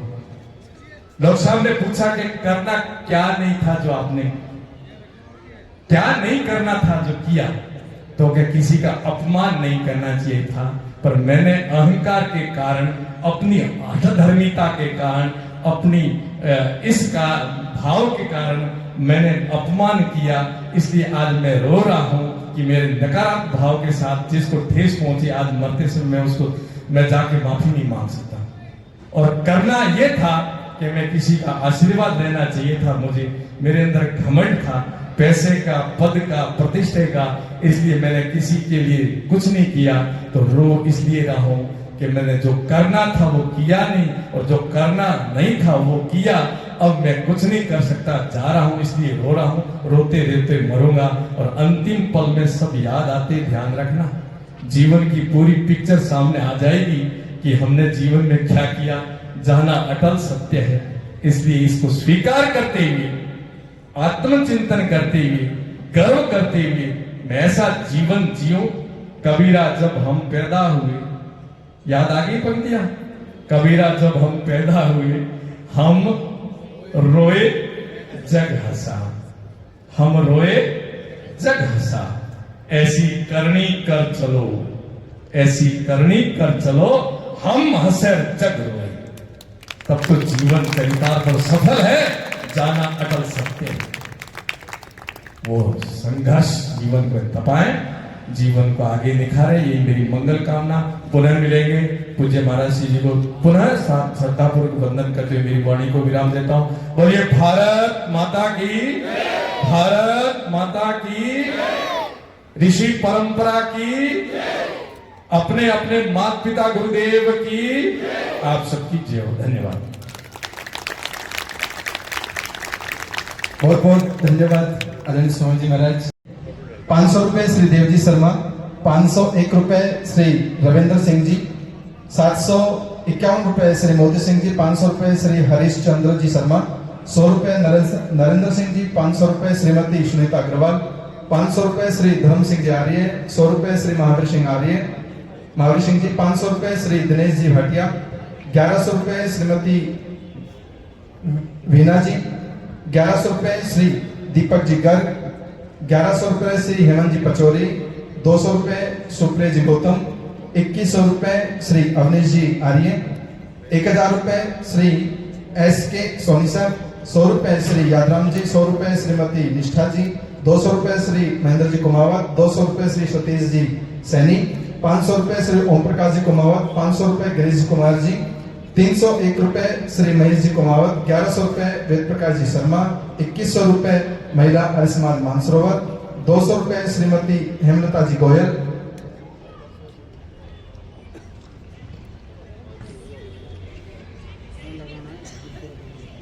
200 रुपए श्रीमती लीलावती जी, 1100 रुपए श्री ओमरत जी विनायक शास्त्री जी, 2100 रुपए सुभाजी शास्त्री सौम्य जी शास्त्री, 100 रुपए श्री आदित्य जी चौधरी, 500 रुपए श्री रमेश जी चौधरी, 2100 रुपए डॉक्टर अतुल जी वर्मा, 1100 रुपए श्रीमती सुषमा जी बंसल, 1100 रुपए श्रीमती श्री विमल चतुर्वेदी, 500 रुपए मुकेश जी कुमावत, 501 रुपए श्रीमती रश्मि जी उपाध्याय, 1100 रुपए श्री गणेश लाल जी प्रजापत, 500 रुपए सीताराम जी शर्मा, 1100 रुपए विद्या सागर जी, डॉक्टर पवन झारानी जी, 500 रुपए कृष्ण दत्त जी अहमदाबाद, 2000 रुपए श्री कृष्ण सारावत जी, 500 रुपए श्री नरेंद्र सिंह जी, 2100 रुपए नरदेव जी आर्य, 500 रुपए नरेंद्र जी योगशारण, 500 रुपए आनंद जी सहरावत, 100 रुपए उमाशंकर जी शर्मा, 200 रुपए श्रीमती सुनीता जी, 200 रुपए श्री राजेंद्र चौधरी, 100 रुपए श्री गुप्तदान, 500 रुपए श्री शायर सिंह जी। इन सभी दानी महानुभाव का बहुत हृदय से मैं आभार व्यक्त करता हूँ। हमारे बीच में सृष्टि का श्रृंगार है, नववर्ष का त्योहार है, नववर्ष का त्योहार है। एक ही नारा एक ही गान, एक ही नारा एक ही गान, भारतीय नववर्ष हमारी शान, भारतीय नववर्ष हमारी शान। विश्व गुरु की ओर कदम, विश्व गुरु की ओर कदम, नववर्ष में दिखाओ दम, नववर्ष में दिखाओ दम। नए पत्तियां नए फूल, नए पत्तियां नए फूल, अपनी संस्कृति को मत जाना भूल, अपनी संस्कृति को मत जाना भूल।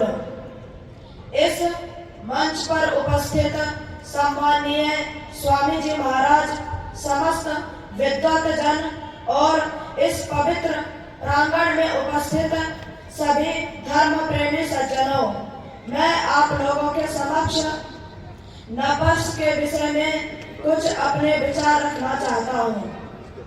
समय की धारा निरंतर बढ़ती रहती है और उसके साथ ही मनुष्य भी नए चरणों में प्रवेश करता है। आज का दिन एक ऐसा ही अवसर है जब प्रकृति के साथ साथ मनुष्य भी एक नए आरंभ की ओर कदम बढ़ाता है। यह केवल कैलेंडर मात्र का परिवर्तन नहीं, अपितु अपने आचरण का पुनर्मूल्यांकन तथा अपने जीवन को श्रेष्ठ दिशा देने का एक पवित्र अवसर है। अंग्रेजों ने हमारी संस्कृति को, हमारे नववर्ष को मिटाने का बहुत कोशिश किया, किंतु शायद उन्हें यह मालूम नहीं था कि हजारों साल तक तलवारें लटकती रही, फिर भी हमारी संस्कृति संपूर्ण रूप से नष्ट नहीं हो सकी। यदि हमारी संस्कृति नष्ट हो जाती तो आज नववर्ष के रूप में यह कार्यक्रम यहाँ पर नहीं हो रहा होता। हमारी संस्कृति को तो हमारे पूर्वजों ने अपने लहू देकर बचाया है, अपना खून पसीना एक किया है। इसीलिए हमें अपनी संस्कृति को, जो नववर्ष की संस्कृति अभी है, उसको बचाए रखना चाहिए तथा जो इनको भूल गए हैं उनको नववर्ष के प्रति, जो वास्तविक नववर्ष है चैत्र शुक्ल प्रतिपदा का, उसके प्रति जागरूक करना चाहिए। यह संसार विशाल एवं विविधता से भरा हुआ है। इस संसार में केवल मनुष्य ही नहीं अपितु अनेक प्रकार के जीव जंतु कीट पतंग तथा वनस्पतियां विद्यमान है। यदि हम इस विविधता को गंभीरता से देखें तो हमें यह पता चलता है कि यह सब उस ईश्वर की न्यायपूर्ण कर्म फल व्यवस्था है जो कि सबको देखता है। बिना कारण के इस सृष्टि में कोई कार्य नहीं हो सकता। ईश्वर जीवों को उसके कर्मों के अनुसार ही फल देता है। इस व्यवस्था में मनुष्य का जीवन अधिक महत्व रखता है, क्योंकि ईश्वर ने मनुष्य को शरीर तो दिया ही है किंतु उसके साथ बुद्धि और विवेक भी दिया है। इस जीवन का यदि हम उपयोग केवल सुख प्राप्त करने के लिए करेंगे तो फिर हम समाज एवं राष्ट्र के लिए उपयोगी सिद्ध नहीं होंगे। हमारे जीवन का मूल्य उद्देश्य हमारे जीवन को आदर्श बनाना एवं समाज में कल्याण का कार्य करना ही है। यदि हम अपने कर्तव्य को नहीं समझेंगे, नहीं मानेंगे, तो फिर क्या पशु पक्षी कर्तव्य को मानेंगे? वो करेंगे अपना कर्तव्य पूरा। जो मनुष्यों का मूल कर्तव्य है, वेदों का पठन पाठन, मोक्ष को प्राप्त होना तथा अच्छे संस्कारों को ग्रहण करना, यदि हम ही नहीं इनका पालन करेंगे तो कौन करेगा? जो मनुष्य सत्य, धर्म तथा सदाचार के मार्ग पर चलता है, उसके जीवन में अच्छे स्वाभाविक परिणाम प्राप्त होते हैं। उसके जीवन में उन्नति करने का अवसर प्राप्त होता है। वह सुख एवं सम्मान के साथ जीवन जीता है। और जो मनुष्य अधर्म, बुराई और अन्याय के मार्ग पर चलता है, उसके जीवन में यही कर्म उसके कष्ट के कारण बनते हैं। ईश्वर सभी के कर्मों का अच्छे तरीके से फल देता है। हमें यह सदैव याद रखना चाहिए कि इस संसार का संचालन उस परम न्यायकारी सत्ता के अधीन है जो कि सबका साक्षी है, जो कि सबके कर्मों के अनुसार फल देता है। मनुष्य के लिए सबसे सुरक्षित एवं कल्याणकारी मार्ग यही है कि वह धर्म एवं सदाचार के मार्ग पर चले। और सदाचार एवं धर्म के मार्ग पर चलने के लिए तथा मोक्ष को प्राप्त करने के लिए मन का विशेष महत्व है। यदि मन शुद्ध होगा तभी यह हो पाएगा। शास्त्रों में भी कहा गया है, मन एवं मनुष्याणाम कारणम बंध मोक्षयो, अर्थात मन ही बंध एवं मोक्ष का कारण है। इस तथ्य को मैं इस मंत्र के द्वारा प्रतिपादित करना चाहता हूँ। ओम युञ्जते मन उत युञ्जते धियो विप्रो बृहतो विपश्चित विहोत्रा दधे वयना विदेक इन्महि देवस्य सवितु परिष्टुतः। जो श्रेष्ठ मनुष्य होते हैं वे अपनी मन एवं बुद्धि को ईश्वर के संपर्क में रखते हैं तथा जब हम बुरे काम करते हैं तो ईश्वर हमारी मन में भय, शंका, लज्जा उत्पन्न करता है और जब हम अच्छे कार्य करते हैं तो हमारे मन में आनंद, उत्साह, निर्भयता प्राप्त कराता है। इसीलिए हम इस नववर्ष के उपलक्ष्य में यह संकल्प लें कि हम अपने वाणी एवं कर्मों को शुद्ध तथा श्रेष्ठ बनाएंगे एवं हम ऐसे कार्य करेंगे जिससे कि हम स्वयं को भी सुखी बनाएंगे तथा समाज एवं राष्ट्र के लिए भी उपयोगी सिद्ध होंगे। यदि हम इस नववर्ष को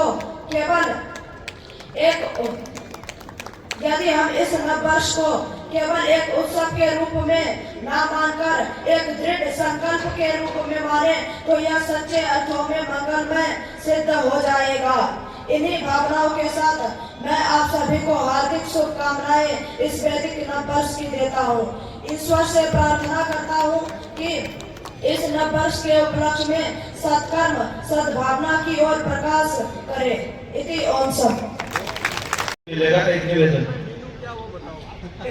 और भोजन में मेनू वैसे जो अग्नि जल रही है उसमें आप देख ही रहे हैं, दाल बाटी चूरमा आपके लिए है और प्रत्येक के लिए है। और एक संदेश भी है, और संदेश ये है कि दुनिया में युद्ध चल रहा है और हम देशभक्त लोग हैं, भारत के नागरिक हैं, और हमने यहाँ पर जो संकट आने वाले हैं वो ये है गैस का संकट, तेल का संकट। इस देश के सब नागरिक बनेंगे और ऐसी परिस्थितियों से जिएंगे। यहाँ जो भोजन बना है आपके लिए, इसमें कोई भी गैस का प्रयोग नहीं किया गया है।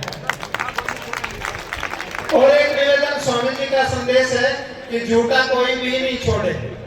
तो ये निवेदन और संदेश ये है कि यहाँ कितने लोगों का भोजन बना, इसमें गैस का प्रयोग नहीं किया। यदि गैस का संकट आएगा तो यही संदेश सबके लिए है कि हम वो अपना रास्ता निकालेंगे। पर जिनकी परिस्थितियां ऐसी हैं कि वो चूल्हे पर भोजन बना सकते हैं और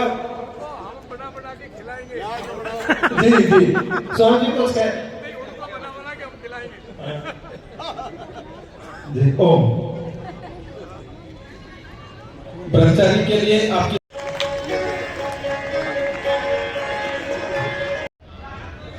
भारत माता की आज हम सबका परम सौभाग्य है परमपिता परमात्मा की पावन कृपा से आज हमने एक बहुत ही सुंदर कार्यक्रम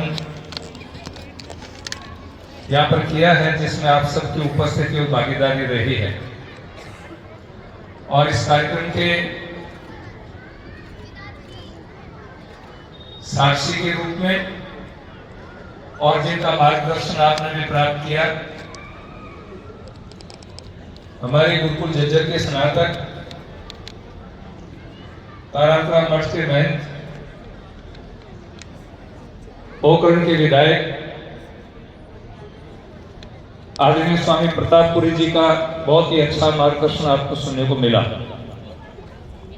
इस कार्यक्रम के अध्यक्ष भाई महेंद्र जी कहते हैं कि बिना मुखिया की गाड़ी नहीं चलती, हमने तो 3 घंटे चला दी,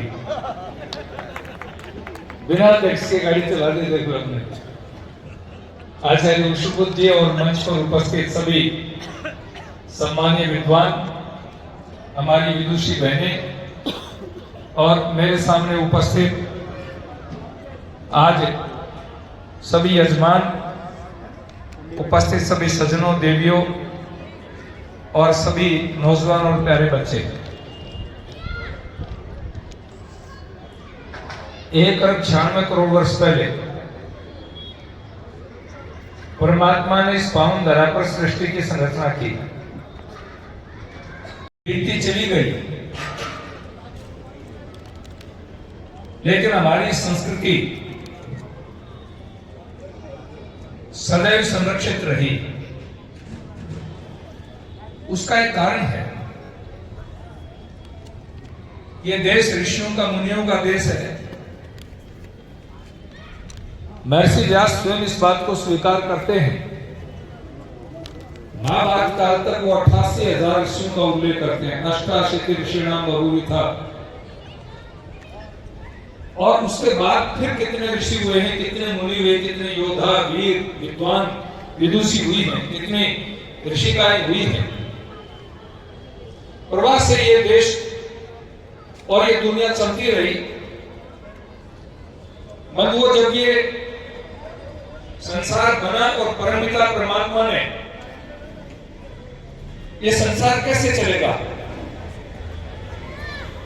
ये सामान्य आदमी इस बात को जानता है।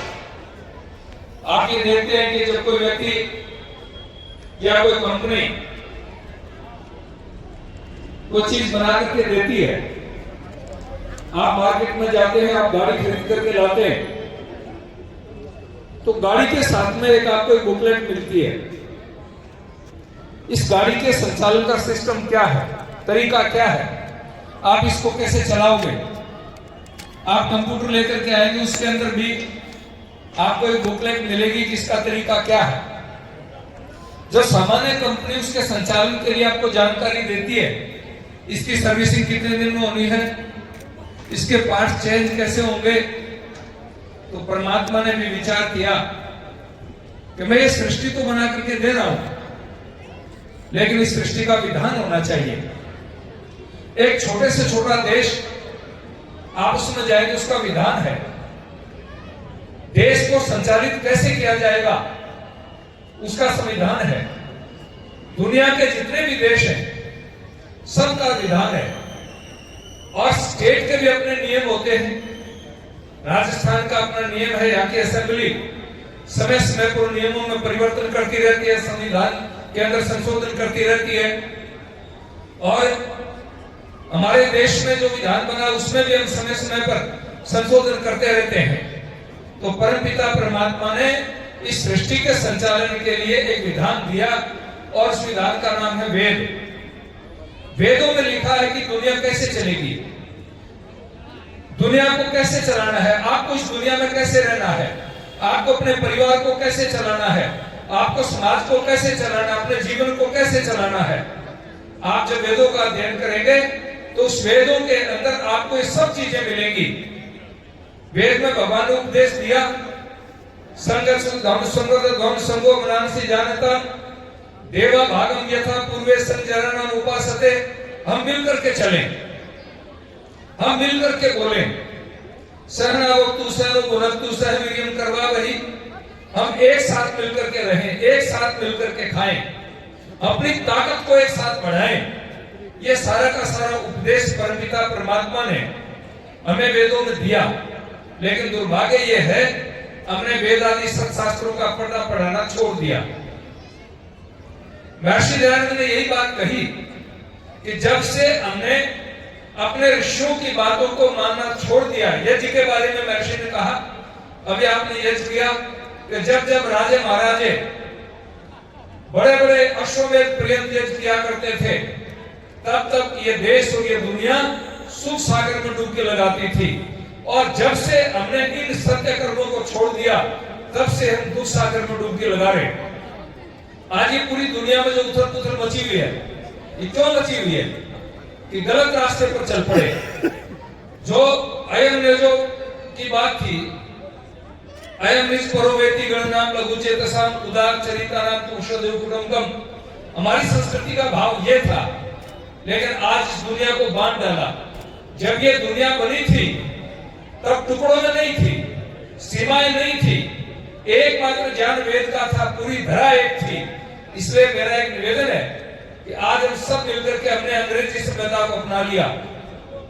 1 जनवरी के दिन लोग पटाखे छोड़ते हैं, होटलें बुक हो जाती हैं और पूरी दुनिया में हंगामा मच जाता है। पिछले कुछ दिनों से अपने लोग जागृत हुए हैं और जागृत होकर के अब धीरे धीरे ये कार्यक्रम होने प्रारंभ हुए हैं। अपने घरों पर हम ओम ध्वजा लगाते हैं, कार्यक्रम होते हैं।